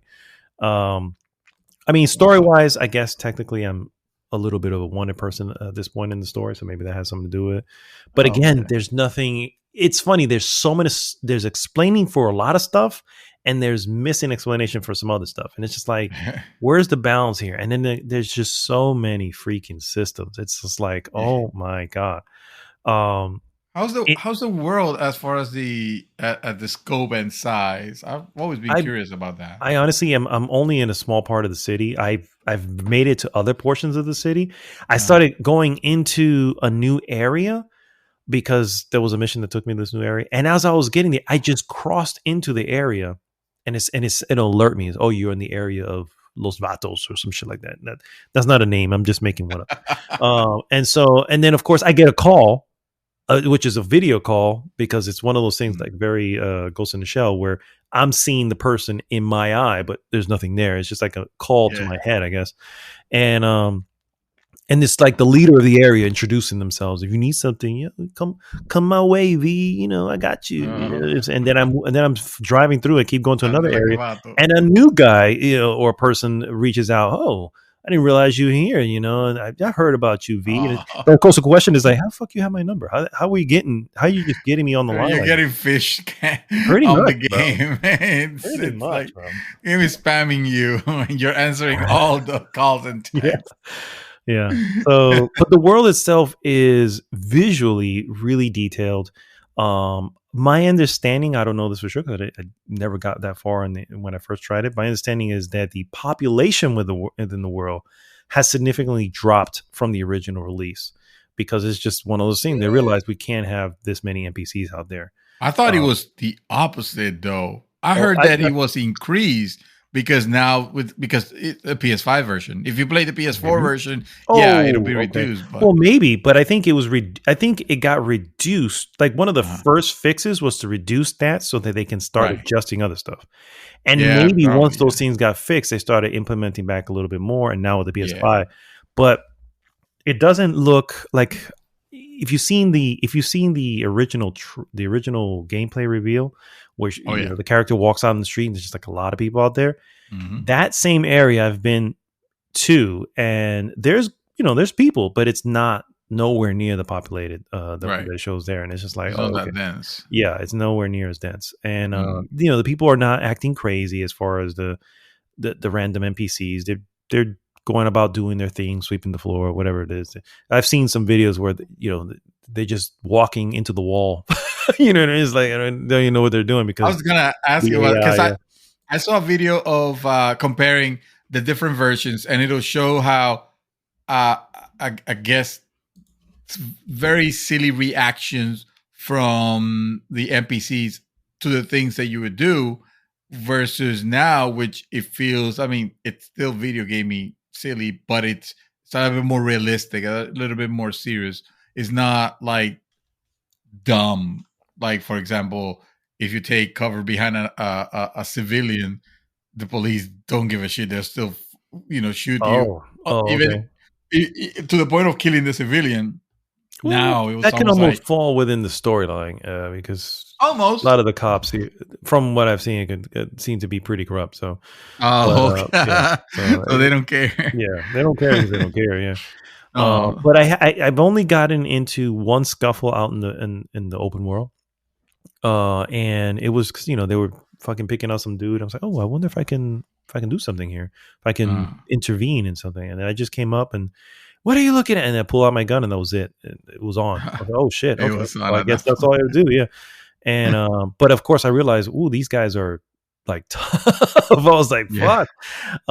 They're not taking these single shots that I was eliminating somebody else in the story mission. And that's the other thing, that the missions are labeled with moderately difficult, just similar again to The Witcher, where it would have like, it would say recommended level or something like that, and then some of them will have just like this skull face. You're like, okay, nope, can't fuck with them. Right now. So far, there has been no skull face, but there have been the dark red, very hard. I'm like, okay, all right, so I'm not ready for that. Okay, and that's the first scuffle that you got into. It could have been. This was just a random fight in the because I was there for something else. And so I don't know what happened there, but does it feel like a game that has a good progression? I'm not talking about story here, more like your character. Like, are you interested in on upgrading and seeing the full potential? And I am focusing on a few, because I'm trying to do Netrunner. I don't know. I know that Netrunner includes all of the oh fuck! I forgot to remember the tree itself, but it's basically all the hacking stuff. The Earth tree. The Earth tree. The Earth tree for hacking. It has all that stuff there. So I know I want to obviously focus on that, but I want to focus on some other stuff. So pistols is one of them, which is under reflexes. I think is what it's under. It's got its own, like, reflexes is a branch, and within that branch it has like 3 branches, and one of them is handguns. So I'm like focusing on that, and then there's another one, cool, which is one of the main branches, and then within cool you have ninja, and then you have something else, stealth or something like that. So those are the three main branches, and then within those are the ones I'm selecting. I'm kind of floating back and forth between ninja. Again, ninja has a lot of this sword shit, which I don't want to fuck with, but I do want the quiet stuff that you get extra damage for stealth taking somebody out or some shit like that. Yeah. So stealth taking with a pistol, because that makes sense. I mean, well, I have a silence pistol, so there you go. You know what I mean? So, those are known to do more damage. It's almost like a bazooka. Well, the problem with the silencer is because with any suppressor that you put into, and for the record, I don't know in real life if this is true, but I've heard that that's the case. There's less force behind it because it's by suppressing the sound, it's also suppressing the bullet a little bit, and that's also a characteristic of the suppressor in the game. So it's like, well, if I have less damage from the gun, at least I can offset that by having more damage from a stealth kill. You know what I mean? First, exactly. Yeah. So that, and then of course, by the way, the suppressors also don't run out. They're not consumables like they show in games, where the suppressor will work for 3 shots and then never again. It's like, I mean, if it's Last of Us and you're making out of a bottle, maybe, but I didn't know. Exactly. If you're making out of the bottle. But if you're fucking Solid Snake, and your suppressors are dying after the 3rd shot, like, you should have a talk with the general, honestly. I would agree. They sent you out to that as a setup. But I am enjoying my time with it. I do see the seams. I do see some of the strings. But I am enjoying it. And I really, really liked the early character development. To kind of put me where I'm at. I am not too big of a fan of Silverhand, Johnny Silverhand. Oh my God. That was gonna be the joke. I was gonna say, like, don't say Keanu. Don't say you're not a big fan of Keanu. I'm a dude. Keanu for president. I've been saying that shit since 2016. But absolutely. But the reality is, it's not even that he's a bad character. It's just, if you know anything of this, and this is not really a spoiler because this has been mentioned in so many of the promotional stuff, but he's kind of in the character's head, and it feel, when he's there, it feels almost a little intrusive, and it's just like, I don't want to really speak to you at this moment. You know what I mean?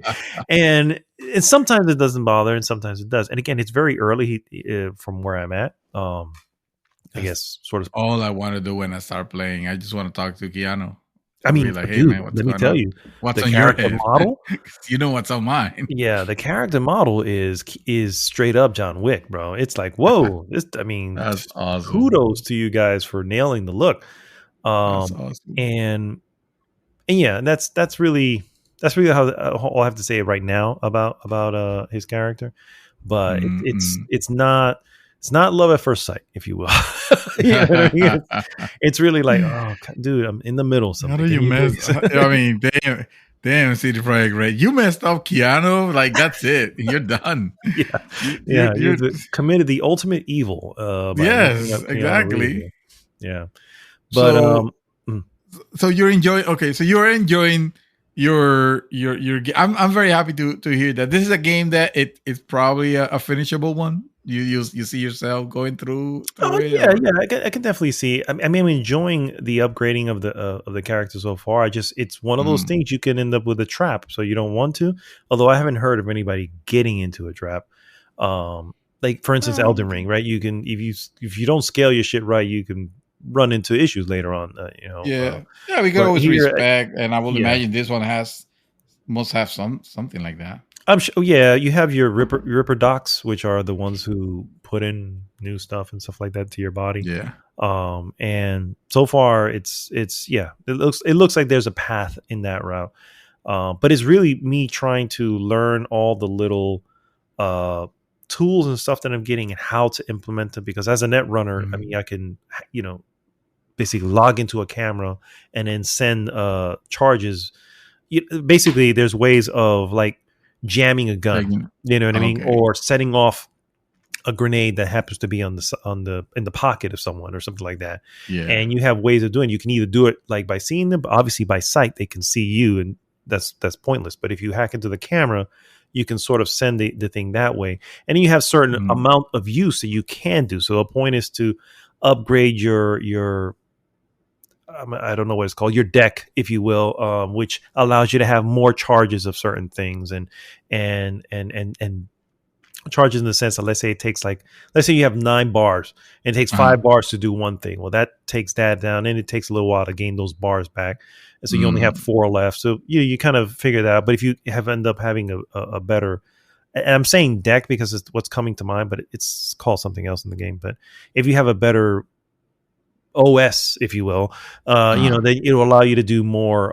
You'll have more bars available for those type of things, and even like from what I can tell, based on some of the tutorials, like really some interesting combinations of things that you can do, and maybe not even do a lot of stealthing without even being in the room. You know what I mean? It's like, oh, that's actually kind of cool. And then of course, when you go in, you just eliminate anybody else who's left in there with the upgraded pistol that I have. So that's my my character. My V, like I said, is a Netrunner pistolera, if you will. With stealth, with some stealth elements, cool elements, but mostly stealth elements. And overall, like I said, I mean, it is something I feel like I don't really have anything else at the moment. And looking at the release schedules, there really isn't anything that I'm interested in until maybe early May, like Salt and Sacrifice, which I really want to play. And then what's the other? There was another one. Trek to Yomi also comes out early May. I may, obviously those are in the wait and see. Maybe not so much Salt and Sacrifice, because I feel like that's going to probably be just as good as first coming out. But Trek to Yomi's an unproven product, so we'll see about that. But anyway, the point is I don't really have anything big, and even if those come out and they're great, I don't see myself jumping immediately to them. I'm just like, I could just play this and come back around later. I am still getting the pull to go back to Demon Souls, and to go back to fucking Sekiro. Believe it or not,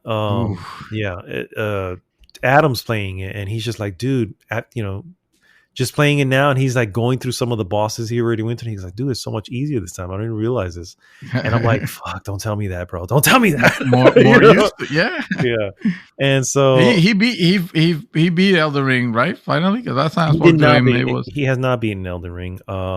He told me that he has gamer ADD. I'm like, dude, I know the synthesis. I know exactly what you feel. So he jumped off. He started playing something else. I can't remember what. How do you jump off from fucking? That is some major gaming ADD. Then he was hitting his head. He was stuck on the Malekith. I think that's who he was stuck on. He mentioned the area he was at, and he was like, "I'm just stuck on a boss here doing. It's pissing me off." And then when I got there, I was like, "Oh, Malekith, gotcha." And so that's why, and we all know Malekith is a bitch, you know what I mean? But you don't have to tell me. So that's, I think that just kind of just frustrated him. That I don't know why he ended up playing something else. But anyway, my point is to say, he told me he's playing also, which I didn't mention because I haven't played it, but I do kind of want to play seriously. Lego Star Wars. Oh, he didn't tell me that. Okay, that's cool. I've heard lots of good things about Lego Star Wars. Who has that on the draft? Fuck, I have to look it up. I don't think anybody. I think everybody just avoided it. Yeah, I think it was like, oh, Lego Star. Come on, like I'll be honest with you. I thought Lego Star Wars was just re-releasing all their Star Wars and just bundling them again. And I was like, no, come on, man. I don't want this we're is not doing remake. From the bottom up. Even redone too. I've seen some of the gameplay and the differences between. Oh, it's different. It's a whole different game. It's an entire different game. Oh yeah. It's much more third person action with content. Even like I saw a couple of reviews that said, look, we all know the last few movies weren't good, but when you look at them through the the humor of Lego, they're, some might argue, more enjoyable this way. And I'm like, yeah, I kind of believe that. I can believe I it. Yeah, I I can want believe I it. want to give this a try. I can believe that. Yeah, I almost 100% agree. And that Yeah. doesn't mean I'm going to buy it, because I still am a little bit sour on the whole Star Wars in Star general. Wars in general. Yeah. But anyway, so I will report back with more information on Cyberpunk as I get through it. I, hope it maintains its the momentum that's going, and the intrigue with the story. Like, not that the story is that out there, like, as you can probably kind of sort of guess things that are happening as they go. Some things, other things are a little bit shocking, but anyway, more to come on that. As far as anything I've been watching, we finally finished Designated Survivor, and I learned something. Oh. Season 3, the Uh, reason it was only 10 episodes is because that season was picked up by Netflix because it was canceled off of ABC. And oh. let me tell you, the jarring nature of having a show that was on ABC, Uh-huh. oh my Disney guys, to Uh-huh. now have a season on run on Netflix that has zero morals when it comes to what Zero they put it. fucks given. Zero fucks given, indeed. First off, the language. It's like, I am not used to my President Kirkman dropping F bombs, and frankly, after 2 seasons, I am not okay with this. This is too No. jarring of a change. Don't get me wrong, I'm not a fucking prude. I'm all right with fucking language and sex and all this stuff. But I've just watched 40 something episodes of a series, Yeah. Wow. and the last 10 wants to go all in on the Oh, I sex mean, and the, he had it. yeah, and yeah, at that point I was just like, I'm not on board with this, but fuck it. It's only 10 episodes. Let's work our way through it. This was released in 2019, so clearly, dude, to say there was an agenda here is an understatement. Okay. So Ooh, I can imagine. yeah, dude. There's a swap of characters that are gone, who obviously did not make the cut into, and also because they were bringing in new characters. The problem with that is it's only 10 episodes, and the characters you took away, I have more investment in than I do on this character that just came in. Sure, this is an actor who's played in whatever, and I'm not taking that away, but whatever they have going on, I don't care after 3 episodes. I wanted to see something happen with this over here, and they're gone, and I'm not getting them back. They're gone in the sense of they are. I mean, are they just being replaced? No. Are they? They're gone. Are they killed, or are they? No, well, maybe killed. Gone. Maybe not saying that because it might be spoilerish. But no. The character's gone. It's not a in story death or anything like that. It's just there was an aide. There was an attorney who was a continuing character, and now for whatever reason, season 3 doesn't need an attorney, so there's no attorney to go to, and that person's gone. And then there's a slew of characters who are gone. Weird. Your base 4 or 5 are still there, which kind of started off in the season the series at the very beginning. But the ones who kind of we picked up along the way and fell in love with are not there, and that's kind of disappointing.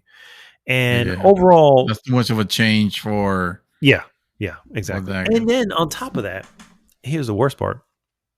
Again, season 19 was season 19. Season 3 was in 2019.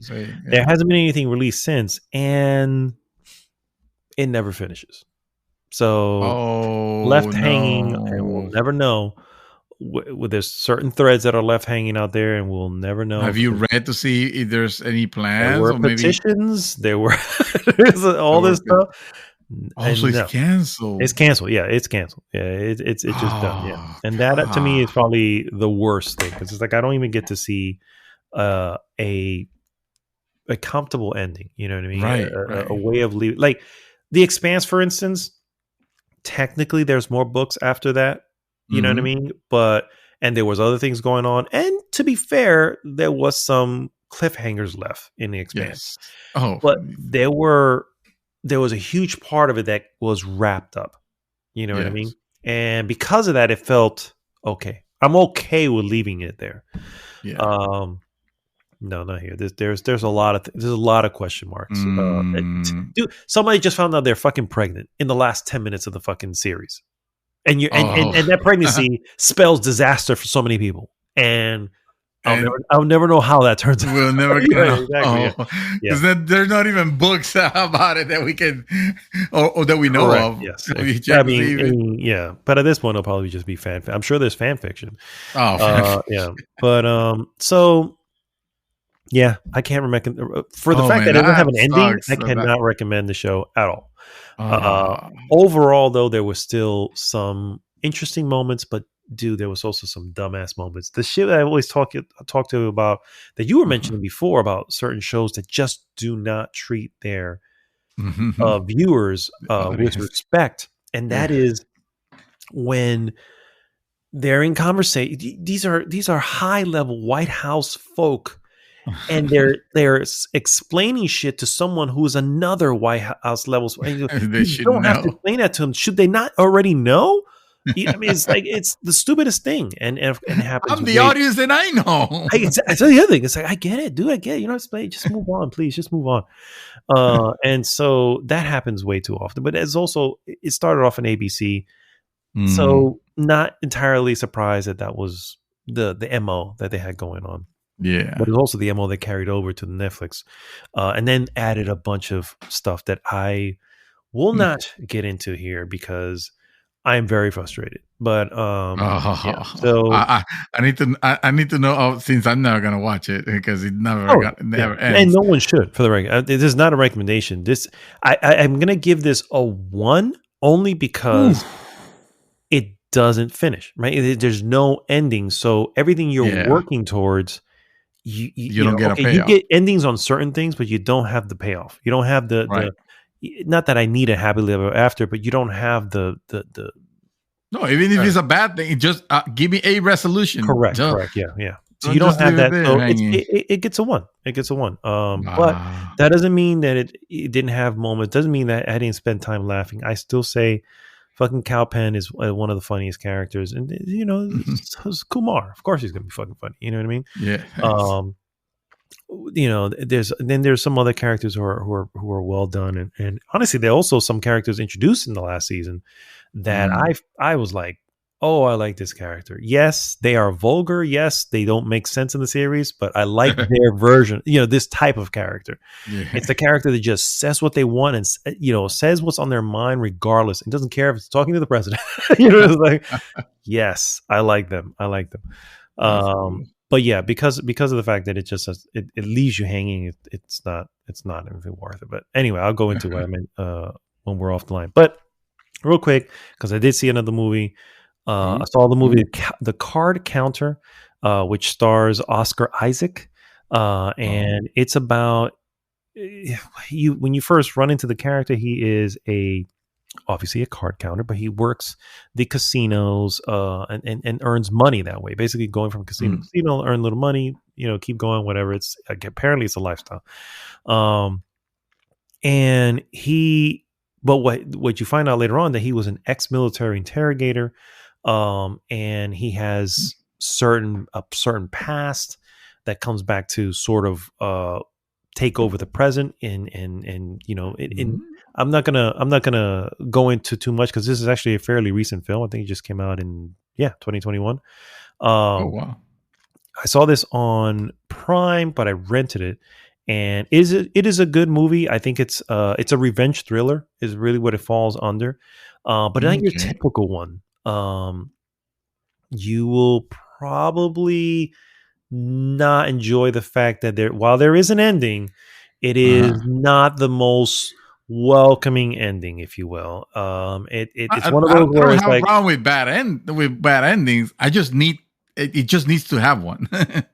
I mean, I want a happy ending, or rather, I don't care if it doesn't have a happy ending. Like it doesn't. That's not my problem. It needs. It can't just be left in like, oh well, imagine what happened, because I don't want to do that. The writer should have done that for me.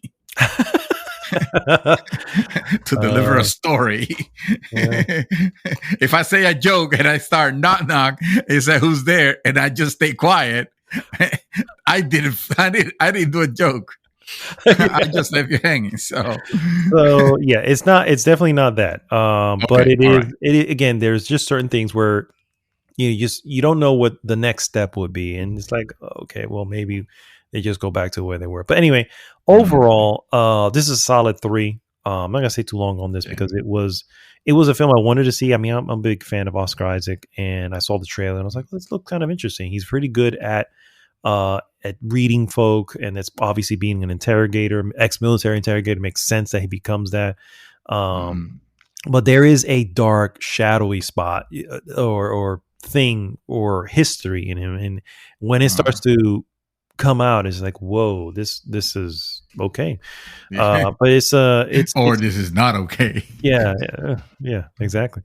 But anyway, overall, I wasn't completely blown away by it, and it's just it was good. So I had leave it at a 3.0. 3.0 out of 5. Entertaining. Yeah, entertaining. Exactly. Entertaining. Yeah. No need to ever revisit.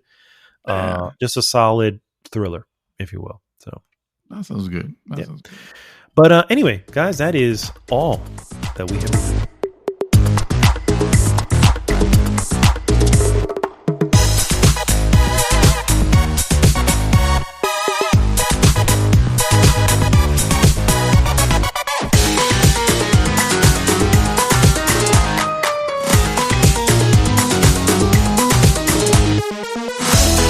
And we are back, guys, and believe it or not, back by popular demand by no one but me mostly, but we are in for our trailer of the week.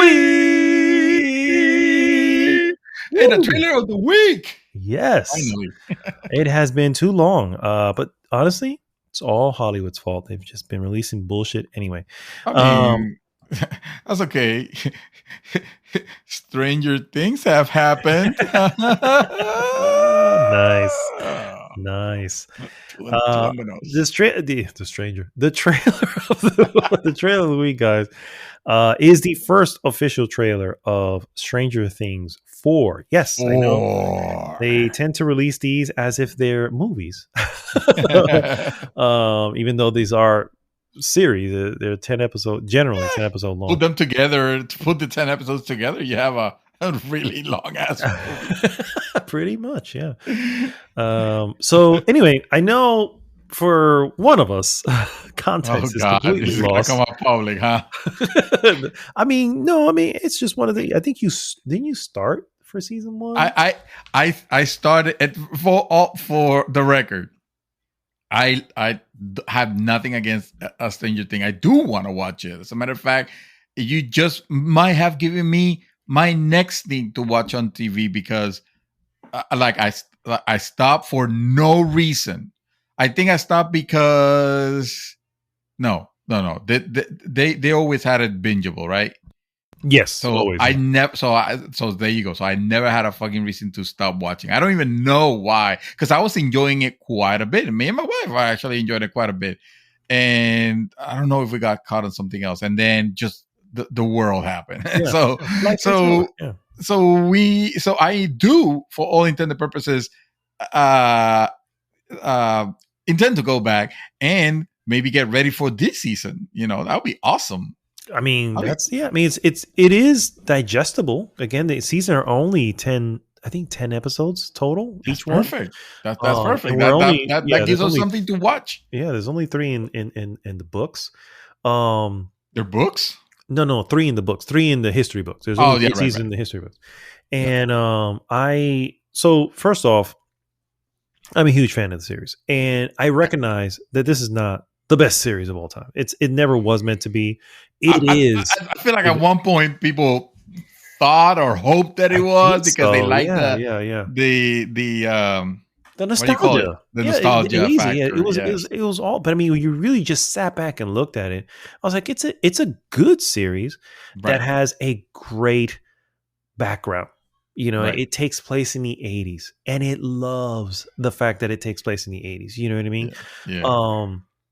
And every season since has kept having that. It's basically a oh God, what is the writer's name? Dear Lord, Stephen The King. right. It is Oh, basically a yeah. Stephen King book or film Mm. made into a series, and takes place in the 80s. Is essentially what it is. Mm. I And didn't know that aspect. Are you talking literally like oh yeah, like this is based on a Stephen King book? no, it's not based on it. It's just Oh, it looks it's and a feels like it format. would be. Yeah, exactly. Right, right. Okay, Yeah. got you. I was gonna say. And yeah, exactly. So because of that, if you like Stephen King for anything, Yeah. even his bad stuff is it's enjoyable. You know what I mean? It's not the best, but Oh, it's yeah. enjoyable.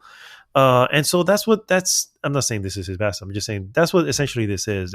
It's always been that, and I have done this every time. I've actually, well, not every time.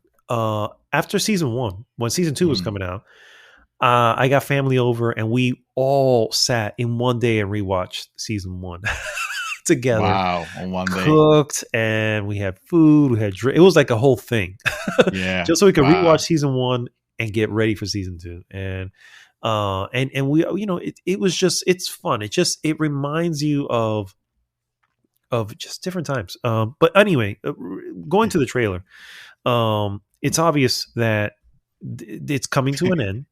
Clearly, the Mm. series, which we already knew. I think they came in knowing they only wanted to do 4 or 5 seasons, something like that, Yeah. which is very smart for the record. It's like, look, yeah, you don't want to overstay your welcome. Things get bland after a while. Mhm. Just go out on top. And I think that slowly but surely they've kind of climbed that, and if they nail this season, they can go out on top. Mm. What did you think, sir? I mean, not having any context, what did you think of the trailer? What do you think was going on? I'm appraising the trailer for the presentation because obviously I am very disconnected. I don't know, what's happening. Like I think I saw the first, I want to say 8 episodes of season Wow, one so you almost when finished I it now, stopped. So, and I will need to rewatch them because I remember nothing. Um, huh? I remember Christmas lights being turned on and Oh off. yes, that's right. That's what I Yeah. remember. I think they all the marketing department, which is what I guess who I'm rating at the end of this, did a fantastic job with the presentation of these trailers. The way they set them up, it's meant to first of all evoke the nostalgia, obviously, Yeah. but like by selecting the proper song and the proper theme for it, and obviously getting you super hyped for it. Oh my God. Yeah. So they nailed it on both accounts. Now, I saw a lot of crazy things, a lot of flashing, a lot. Someone died. I don't know who it is, and I don't want to know who it is. I see.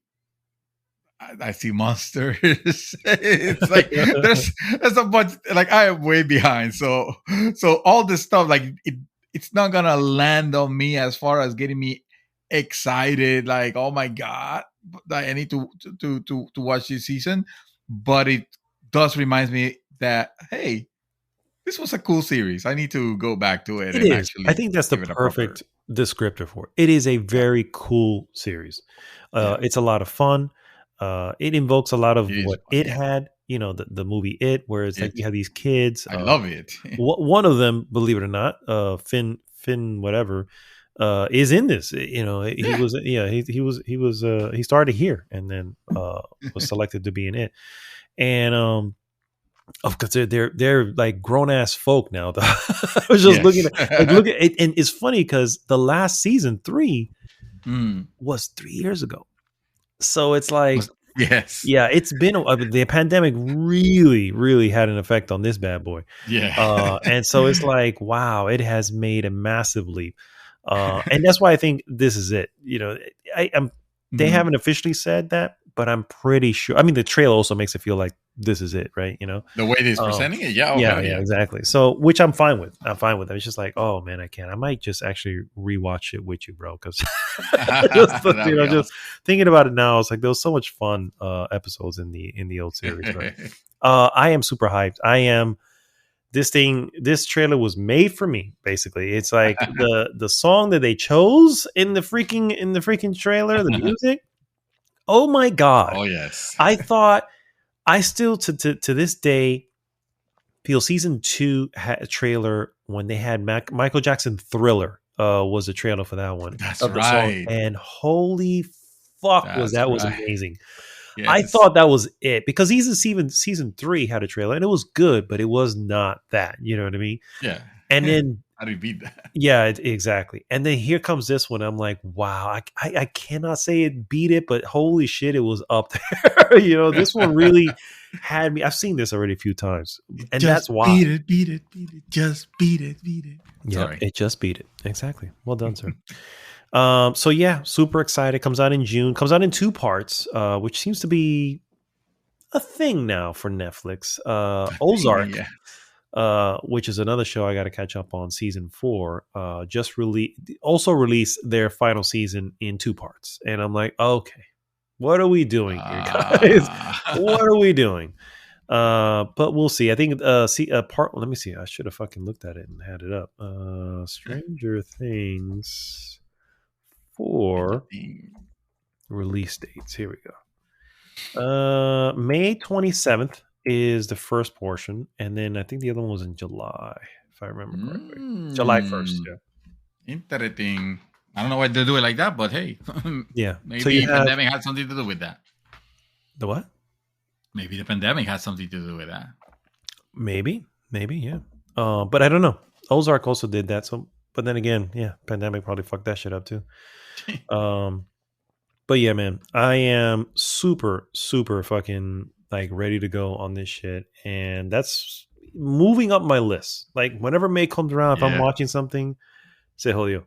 It's like, oh, it's gonna get interrupted for this one. Those are, I mean, these ones are bingeable. You finish that. Oh yeah, they're bingeable, and they're also almost okay to be bingeable. You know what I mean? Because this isn't a psychological thriller that you need to watch everything and take, notice the clues. And it's like, no, it's just a fun 80s sci-fi thriller. Yeah. You know what I mean? And so, yeah, man, that's why I dig it. That's why I dig it. But I dig it. Anyway, that, ladies and gentlemen, is our trailer of the week. Again, Stranger Things 4 coming out in May in 2 parts. Whatever. Mm-hmm. Time to now move to our hot topic of the week. Hot topic again, guys, is of course the engineering the Unreal Future. And I almost fucked that shit up, didn't I? Damn, man. You kind of did after a perfect introduction and a perfect title. Also, I love the way that you title it. That I know. Engineering the Unreal Future. Yeah, I'm going to try to do that with our titles going on. Sometimes I just kind of put something together, so whatever. But now I'm really going to put some thought behind this shit. You get inspired. Yeah, exactly. You get inspired of those. Yeah, exactly. Again, guys, as we're talking about Unreal Engine, Unreal Engine 5 apparently will be the choice of not every developer, but majority of developers in the future, as many game companies are, moving over to that. And as I mentioned before, CD Projekt Red, Witcher 4, which who knows when that'll be, is going to be on Unreal Engine 5, which as someone who was just talking about, how I can still see some of the strings within Cyberpunk, maybe that was a good move. But anyway, sir, I know this was a topic that you had brought up. I understand you were doing a little bit of research. Let us know. What is it? What's the angle we're looking at here? Well, in reality, the thing that I wanted to bring up with Unreal is this a good move? Obviously, we were all very impressed when we saw the tech demo, the Metrics tech demo that came out on consoles. That in itself was surprising. The fact that they're not deciding to just pick up and put this on, on a crazy, ridiculously expensive video card, PC, or anything like that, just to kind of like brute force it. Mm-hmm. No, they're going and they're showing you this powerful engine and what it could do on a console, and powerful consoles, mind you, but still console nevertheless, to give you a taste of what's to come. And I say a taste because obviously it's a tech demo that when you look at it, it looks extraordinary. Like you can't believe that this is somehow being playable. When you start analyzing, you start seeing the where the seams meet, and then where the compromises had to be made, because obviously there had to be some compromises to make it work. But it doesn't matter, because if it is something that is meant to be applied for games that we're going to be playing, that we're not going to just be tourists in the game, we're actually going to be probably playing something fast paced or the like. We're not going to notice those. Mm-hmm. And it's all well and good, right? But Unreal games tend to have this particular look and feel almost, and is the fact that so many companies signing up for it a good thing. It makes me wonder, like, is this good for how our games are going to be developed? Do we think that this might put some sort of unseen restrictions? Like, oh well, the engine is amazing at doing lighting and all this, but it really it's not really meant to do this type of gaming. And let's say what you're trying to do is it's too it's too original. Let's, for lack of a better term, let's say it's too original. It's not something that our engine is designed to handle. Yeah. So do we want suddenly all our games to be on this engine? And will this present a good view for our future, basically? Because suddenly all these companies start adopting Unreal Engine as their de facto. I will imagine that will have some sort of impact on the type of games that we're gonna end up getting. Mainly maybe the ones that they tend to go more towards the type of games that you could develop better on this engine, which, for the better or worse, they tend to be shooters and third-person action games, and that's all fine and good. But I don't want all my games to be that. You know what I mean?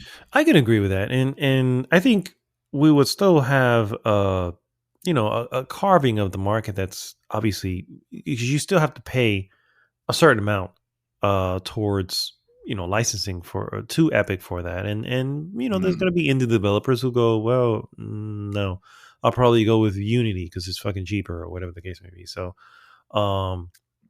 as to, go ahead. I'm sorry. No, with with Unity or all the other engines that are out there on the market, which are also amazing for what they do, like the Decima engine, for example.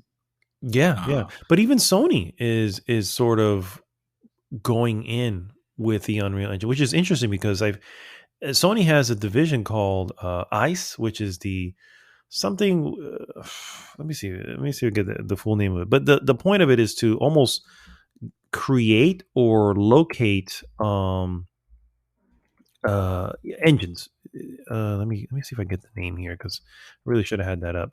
And it's interesting that they're okay with not going that route, and still going with Epic. Although they did buy into to Epic. I think they bought like 5% of the company or something like that. Yeah, they put like $1 billion on them, which it kind of it like that move baffles me, because I can see the benefit of acquiring other companies for your stable, whatever, but on the engine itself, like, what are they buying with that $1 billion? I mean, it's obviously something. I'm not saying there's no value. I honestly don't know. I'm curious. What are they buying with that $1 million take on Epic Unreal Engine? I guess support. Well, I was going to say, well, not only, probably primary support, right? Because I Primary think, support. Right.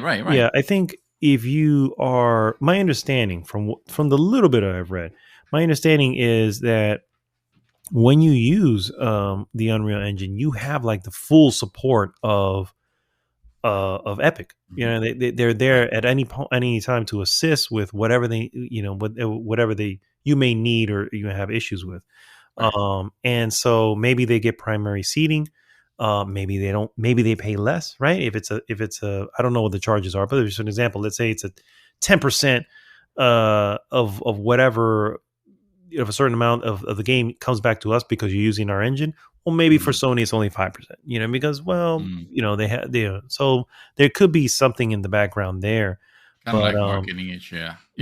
Yeah. Although it's kind of it's kind of interesting to see if right now, most I think Xbox has like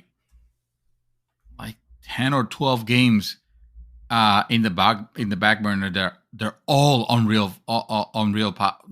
powered, Unreal Engine powered, and one of those being the, oh my god, the sequel to the game that you like,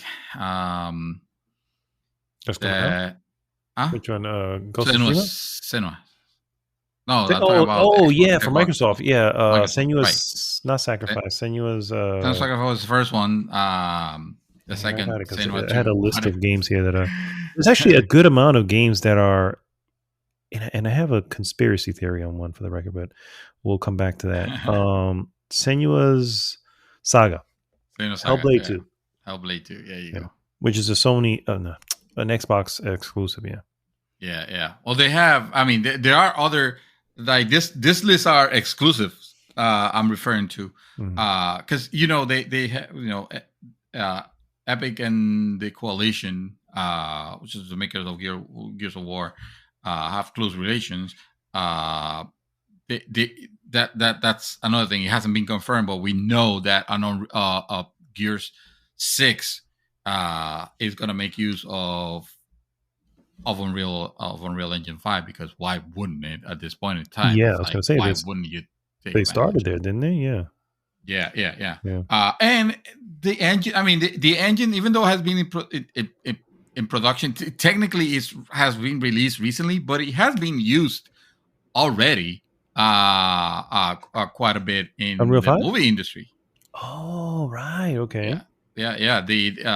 I understand that the Mandalorian, the series, uses a lot of Unreal Engine 5. Well, they need to fix some of the some of the fake faces.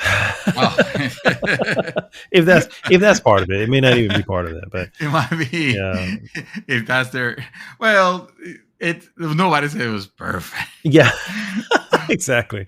We're not talking, top of the line here, but and I'm sure they'll figure out the little kinks here to get the best out of it. So no, and also when you're working on those, I mean, you're not solely just like with video games in general. You're not sticking to just one technology. Obviously, the engine portion might be Unreal, but of course the not the rendering, but the when you're making the photographic assets, I forget what it's called. The textures. Thank you. That's the word I'm looking for. Textures might actually be worked on something else, and animation is worked on something else, maybe. So it's always a hodgepodge of systems that ends up getting together. The thing that Unreal does is make it so that it's almost like the platform to which the games are built, and the benefit of having that platform is that then you can just easily port it to like the different systems. And of course, you mentioned Epic gives you like crazy support for that. I remember when the first Unreal game came out, the first Unreal Engine was the first Unreal game, basically. And that was the competition with that and Quake. When it was around the time that 3D graphics were starting to become the thing, It was Right, that's where Unreal Tournament came in, right? Unreal Tournament came out from that, right? First, there was an Unreal game, which was a first-person single-player game, and then like the graphics at that time were like amazing. Mm-hmm. They look so good that. And then the popularity of Quake 3, I think it was, or the Quake multiplayer, since it was before Quake 3 came out. They did Unreal Tournament, and that actually ends up being a series. And it's funny because that series had the title of the engine that they were working on. You don't see that series anymore. Actually, until recently, we had an Unreal Tournament in the works, but then Fortnite came in and said it all over that. So and made it disappear.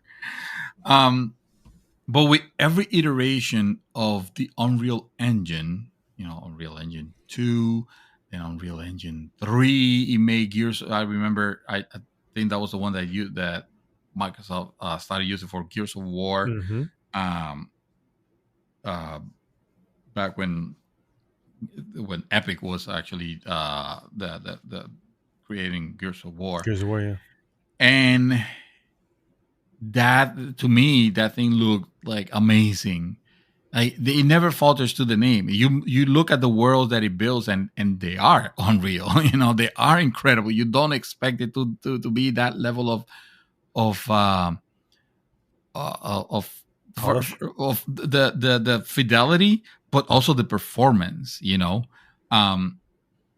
The thing is that you look at it in retrospect, and you remember those games were kind of brownish looking and whatever. Yeah, I was back in the day, it was the color template was very limited. Yeah, it felt like it was very limited, even though it didn't really have to. Like I said, it was more of the style. It was a choice, the developer's choice. Yeah, they went with that real gritty. Yeah.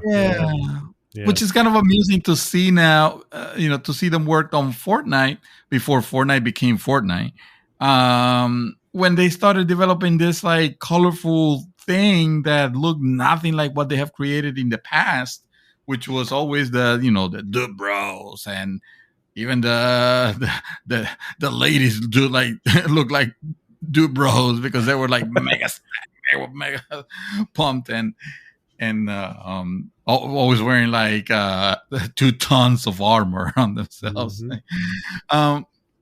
So I think around Unreal Engine 4 is when we started seeing the break from the games looking the same, like being recognizable as this is an Unreal Engine game.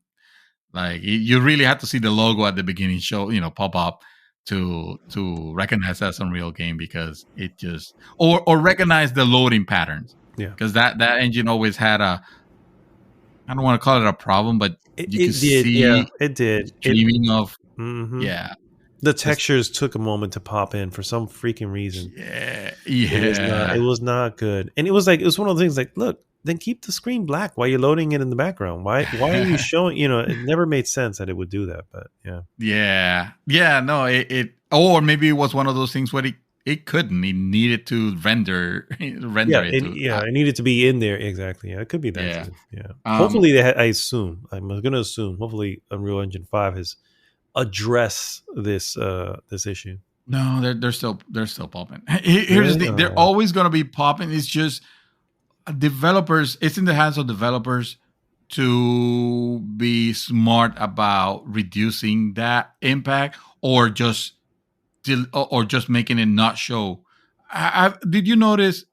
And I realized this is not Unreal Engine, but did you notice when you were playing Elden Ring, sometimes if you move too fast, or if you turn your camera too quick behind you, for example, you will notice the world was hollow for a little bit, and then suddenly it fills up with assets. But it does it like in the blink of an eye, obviously. Yeah. Very quick. But you can see it, and you know exactly what it was. Yeah.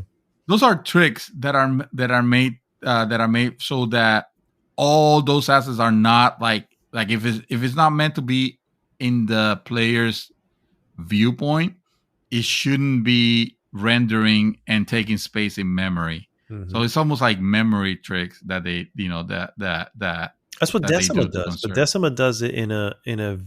It's like Decima is an interesting engine because it has a cone vision almost. Like if you think of the cone vision from Metal Gear Solid. Yeah. Everything that's within the cone vision is completely rendered in, and the edges of that cone formulate the world as you turn. But if you look at it from the outside, everything outside of that cone is not rendered at all. It's a very genius system, which it makes, well, it brings into question. I mean, it's such a genius system that Sony has. Why would they? Not that they haven't said anything. They particularly haven't said anything yet, but it wouldn't be the first time because Days Gone was on Unreal. It's like, why? Why was that on Unreal? I don't understand what was going on there. Everything else has always been on proprietary engines. Why are we? It's also a cost. It's also a cost savings because it might cost them less to license the engine that's already made than create their own. Well, true, but you still have to pay something to for that. That's what I'm trying to say. The whole point was why. At least that was my thought. I always thought that the reason why you have so many. I mean, you think of EA where they're Frostbite and forcing everyone to work on Frostbite instead of other engines. You always felt like, well, the reason was because they don't want to pay the licensing for Unreal or from any other engine that's being used. It's like, why pay for that? If we have an engine, guys, use this engine, make it work. Obviously, that doesn't pan out well. Now, I still say that's more EA's fault than it is the developer's fault, right? Giving freaking oh god, the makers of Anthem, what the hell their name is? BioWare, giving them this engine and saying, I need you guys to make an open world gas game that you've never made before, for the record, and I'm gonna need you to use this engine and make that shit work. It's just, well, I say all the time, a square peg into a circle hole. It's like, it doesn't make sense. You can't force those things. Maybe the reason why it's like, well, we can either do this and fail and lose millions, right? Because it's costing. I mean, just think of, I'm using EA as an example here, and I'm not trying to pick on them, but think of what's cost them from the last Battlefield that has been horrible and has over 400 fixes in a patch very recently.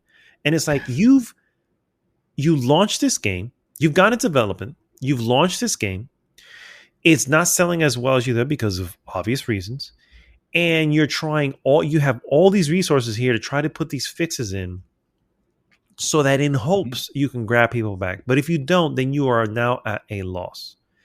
Why? Because you use your own engine. And maybe the switch is, well, why don't we use an engine that many developers are familiar with? You know what I mean? Not just our developers, but we're bringing in talent from this company, and hey, this company, they're good at using Unreal Engine, and this person's, and why? Because it's sort of a universal engine that many folks use.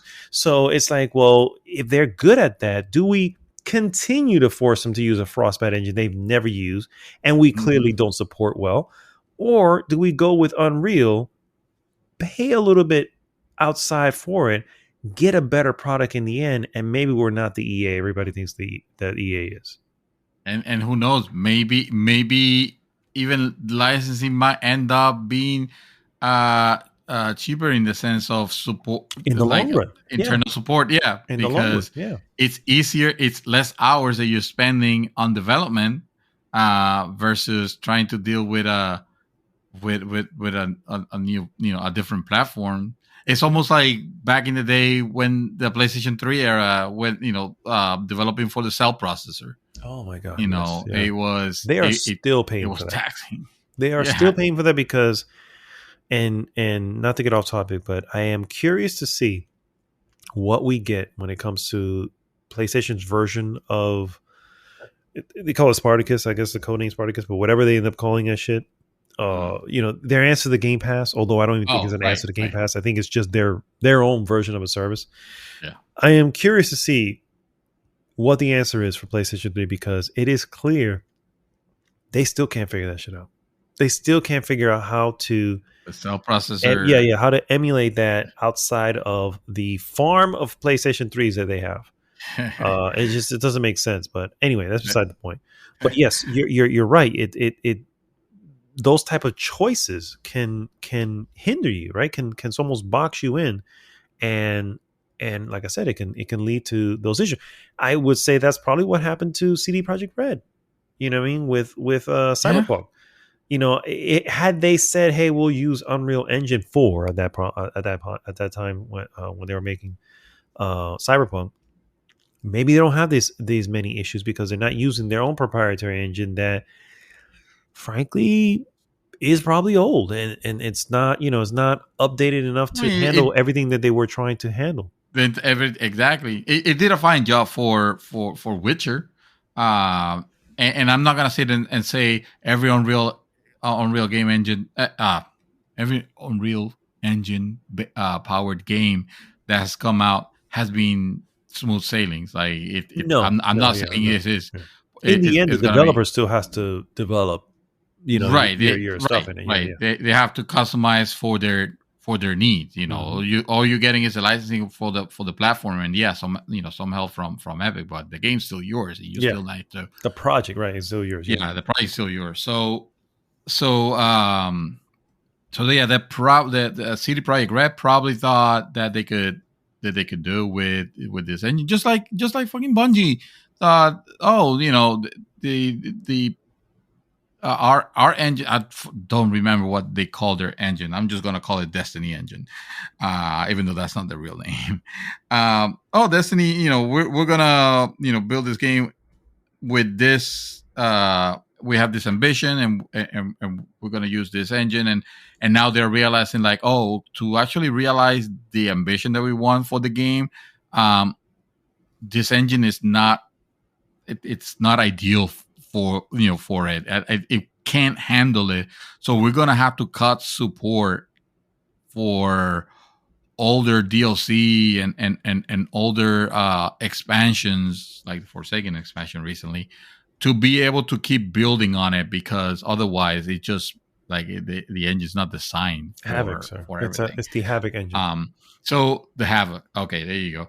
So CD Projekt Red maybe saw the same thing, and after the experience of the of Cyberpunk, that's probably what they decided to make the next Witcher game, which they already announced that they were doing, into an Unreal Engine 5 game.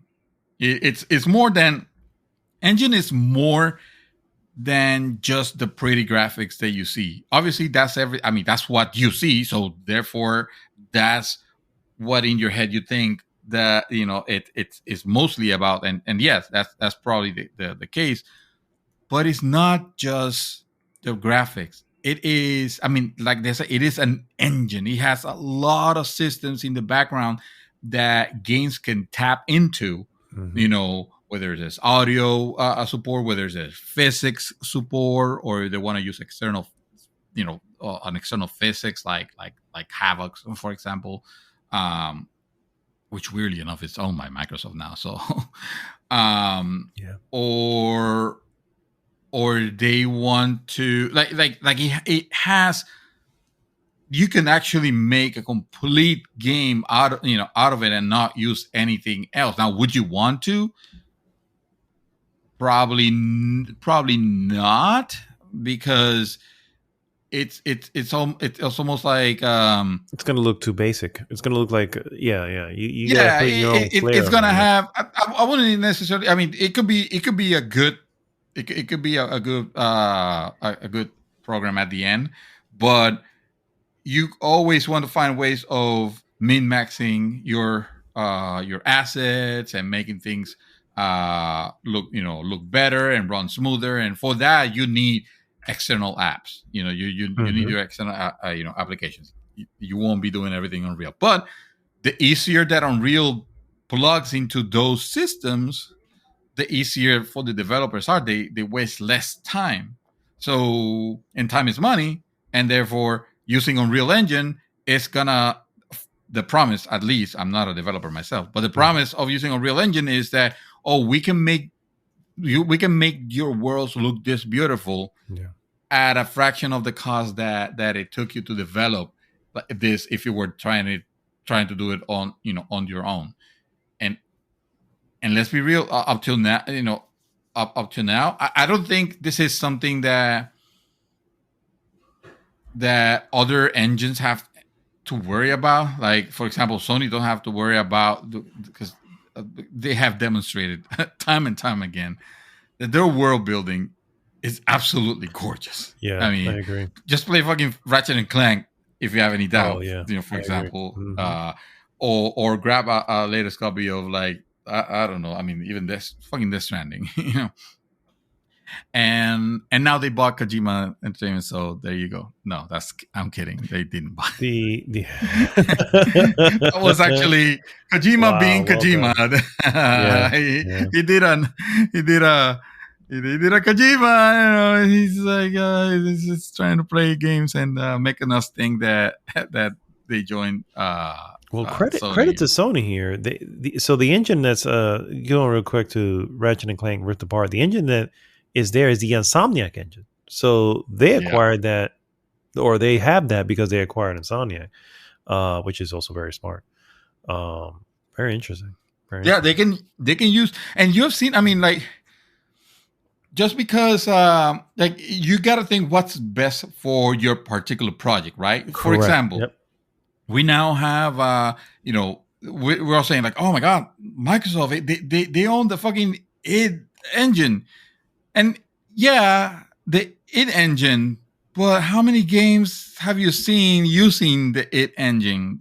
Not other that than many. Doom, aside from Doom and Wolfenstein, because it's not an engine that they were marketing out, that they were licensing, and B, it's Microsoft's probably going to look at it and be like, oh, I mean, it's still good for what it does, but we're fine. We don't need to force people to start using it.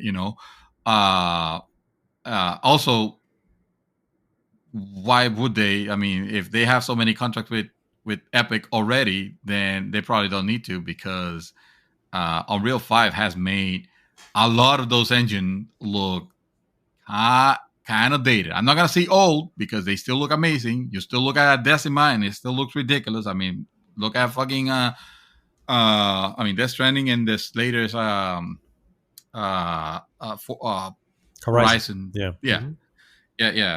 So it's not the end,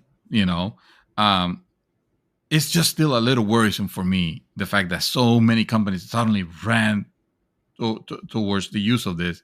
I'll tell you why. This is my main concern, the crux for bringing the topic. Unreal obviously developed by Epic. What else does Epic have? Well, Fortnite, yes, but that's not my problem. What else Epic has? The Epic Game Store. If suddenly you start tying those up together in some sort of sick marketing thing where you're welcome to use the Epic engine on obviously on whatever formats and marketplaces you want to, on PC specifically. I'm talking, because on consoles they won't be able to pull this shit out. On PC specifically, you could release on Steam if you're like, of course, and we're not gonna prevent you. But hey, we can give you some extra support or a little bit of a discount if you choose to, a contract with us or release your game here. What's going to happen, sir? It's all money or politics, bro. That's what it comes down to. That is the part where it gets worrisome, because suddenly it's almost like a Trojan horse, and I'm not saying Epic can force them, but you don't have to be forceful to to influence someone into going your route. It could be something as offering them an offer they can refuse, you know. And suddenly you have them like signing these deals with Epic Game Store. I have no problem with Epic Game Store in the sense that I do applaud them for their payout, their profit sharing, the way that they actually divide of the game. But of course, at the same time, I don't pay them as saints either, because of course you can do that. You're fucking Epic. You are like swimming in Fortnite money. You know. So and, by the way, all the already established Unreal money that was already. Oh yeah, exactly. Yes, of course. Let's not forget that. You know, let's not forget that. So that's the part where I see. I don't know, man. I mean, like, when it comes to my Epic, games to look this good, but when it comes to Epic, I kind of agree. We already knew. I feel like they were already. I don't want to say they were bad at this point. They were already on the list of come on, bro. Really? You know, when they did the whole Apple thing. You know, when they were, the whole, they did, free your game and they shouldn't be locked and blah, blah, blah, blah. And it's like, no, you shouldn't be paying this amount for, they should allow us to charge. Like, you just want money. That's all that is, bro. You weren't suffering for, if it was an indie developer or a group, of indie developers who said, we're taking a stand because this is not profitable and they know it. And, I would, okay, all right, I can get on that. No, bro. Epic. No, I kind of got on that, but it's only because I hate Apple and I hate their mafia moves. And when it's mafia to mafia, this is a mafia. I was gonna say this is a mafia move. This is another mafia move. Yeah, I know. It's totally it's them vying for controlled territory. Correct. That's what it's mafia wars. Exactly what it is. Exactly what it is. It's like it's billionaires who are fighting for more billions. And weaponizing us, the consumers. Oh my God, yes. So they lost lots of points at that point. Epic lost lots of points at that point when they released that. It was an epic fail. The reality, it was not an epic fail. I think it worked in their favor, but it was ugly and it was just not very tasteful. It didn't work like they wanted, though. It didn't work like they expected. It kind of blew up a little bit on their faces. Perhaps, yeah. At the end, I think in the end they still got kind of what they wanted, but I mean, sort of, sour grapes a little bit, so but there you go. But when it comes to that, when it's because it's that same company and this is them, and it's like, so now we're just like you said, we're just Trojan horse and all this. Everybody's going to be on this, and who's making out? Who becomes the new?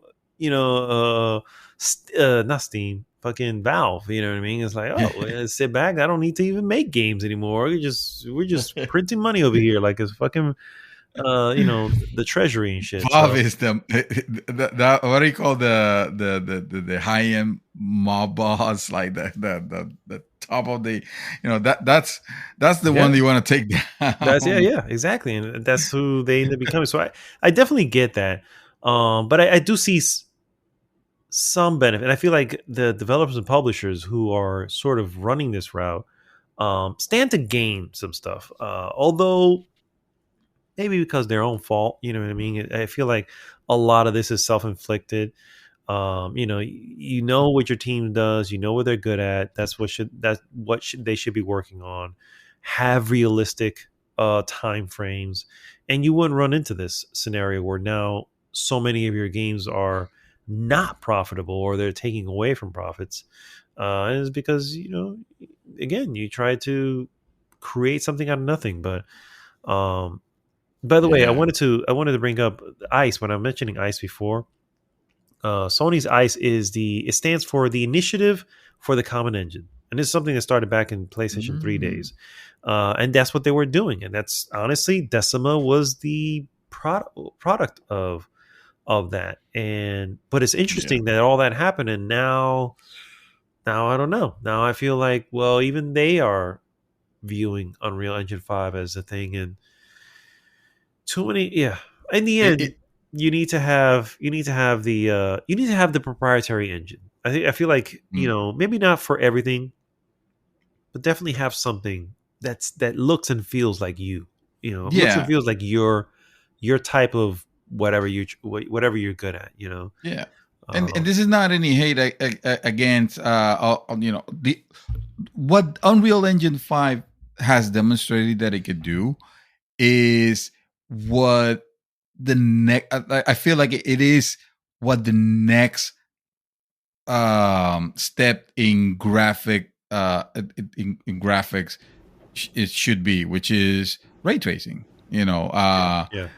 Which is that's the next step to accomplish. And I mean, like, yeah, we have ray tracing now in some of our games, and there are various cost to have it as far as performance. Like, oh, you want ray tracing? Of course, yeah, go ahead and put ray tracing on with this toggle, but your game's gonna run at 30 frames for now, now, and stuff Hmm. like that. Yeah. um if you can create something that is very similar to that to that technology, but it's not as performant expensive as the ray tracing that we know now is, um, which is ridiculously so. I mean, you got to think about when you think about how computers render images, it renders by you know um, activating a dot on your screen, right?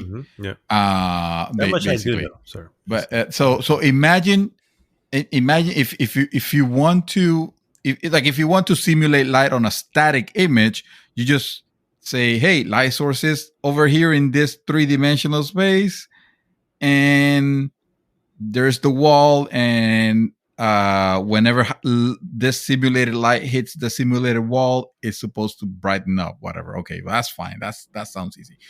But then now you have to take into account moving that wall, and not just that wall, but a whole world built around it, a bunch of polygons, and you have to calculate how light is supposed to interact dot by dot. Hmm. You have to calculate all those damn dots, and that's why the frame rate tanks so much. So if you take something like what Unreal Engine 5 has created, which is, I understand it's like a level of sort of like pseudo ray tracing, where you look at lighting, and if it acts like almost like a ray trace light will act, which is to say almost like a real light will act, Light source. Yeah. bouncing properly off of particular surfaces. If it's a reflective surface, it's gonna reflect the light. If it's not meant to be a reflective surface, then it's gonna refract in some in some way, and and just make it so that your world suddenly looks realistic because light is acting in a realistic manner. Hmm. Uh, and we are just starting to dip our toes into with ray tracing on our games. And here comes this demo showing this, like, we keep calling our games photorealistic, but I haven't seen anything more photorealistic than that fucking demo. Yeah. I haven't seen anything more photorealistic. And if that's where we're going, that's very exciting, bro. It That that is. that, It that is is. that is incredible. Question is, um, At what cost? yeah, it's it gonna benefit us? Is it gonna be beneficial for all our games to be, to use that engine, not to be photorealistic? Because obviously they use it. I mean, you could make a freaking colorful platformer with Unreal Engine. Doesn't matter. You can do whatever. That's the whole point. Uh but as the politics is the thing that worried me a little bit, Mhm. the monopoly aspect of it, uh Which and is there, and there's no denying it. yeah, That's a part of it, and it's weird because we never know what we s- the on the outside it looks like, okay, they're doing this because of the benefits, but the benefits also have benefits in other ways to other folks, and For it feels them, icky. You know what I mean? So I get it. I see a lot of YouTubers like saying like, "Oh no, you don't have to worry about that." I mean, look at they all focusing on the graphical look, on because it is amazing, but very few are talking about the possible consequences that that this could have. It could stagnate innovation, for example. If suddenly a lot of developers are, again, not forced but heavily incentivized into just let's use this engine because it's easier. I mean, who knows? It might be easier to the point where it does let them realize their dreams and what they actually want to do. Okay, yeah. But there are some cases where the type of game that you're considering, you should consider making your own engine, because when you're using an established engine, you're kind of like homogenizing the look and feel and the type. And I don't know, that's the thing. And let's not further go into the monetary aspect of how this could make Epic, an already powerful company, even exponentially more so. It's suddenly every developer eye is just saying like, oh, we can just let's just license it. This is gonna be cheaper for us to license it. Yeah, I agree. Good stuff, sir. Well, guys, that brings us to the end of another awesome episode, episode 310. Thank you so much for tuning in. If this is your first time, as always, please go to goodgame.rocks, join the conversation there, and of course, please like, subscribe, and share the podcast with everyone. This is Mad Dog signing off this week, saying, I don't know shit about fuck. Yes. Yes. As per. And I will explain that next time. Okay. Yes, we're dropping the seed here. And we will come back around to it. Mr. David Santos, Dream Twister, take us home. I'm going to, you know what? I'm not gonna be predictable. I'm not gonna jump into Elden Ring. I'm gonna open up Gran Turismo and see what happened in that world, because I heard they fixed it. Which one? Or I don't know, but I think I only have like a couple more days where I could get my 1,000,000 credits if I log my 1,000,000 credits for shut up money of the fake money. So I'm gonna at least log in and make sure that I get that. And I don't know, I'll probably go back to Elden. I'm in that cusp where like you will, yeah. I'm playing again and having fun and all that. And I should be booking it to the end, because it shouldn't matter. Like, I've already done this. And it seems like it's been trivialized as well. So at this point, and it seems, exactly. But at the same time, it's like, no, this is probably gonna be my last time that I want to play. I want to explore as much as I can, and I have, and I've discovered some cool storylines, so new things, interesting stuff. So yeah. Well, sir, I still desire to go back to Sekiro, and Sekiro is unfortunately completely single player, but Demon Souls is on the docket. So if you happen to, I don't know, I have my level a little more, 40 hours, 30 maybe, I don't even remember. My wizard that was too powerful for all the bosses. So oh wow, in Demon Souls, okay. Well, yeah. I went in on that. I need the deets, sir. I need the deets. You need to play. Okay. It's good stuff. Awesome stuff. All right, guys. We'll see you next week. GG!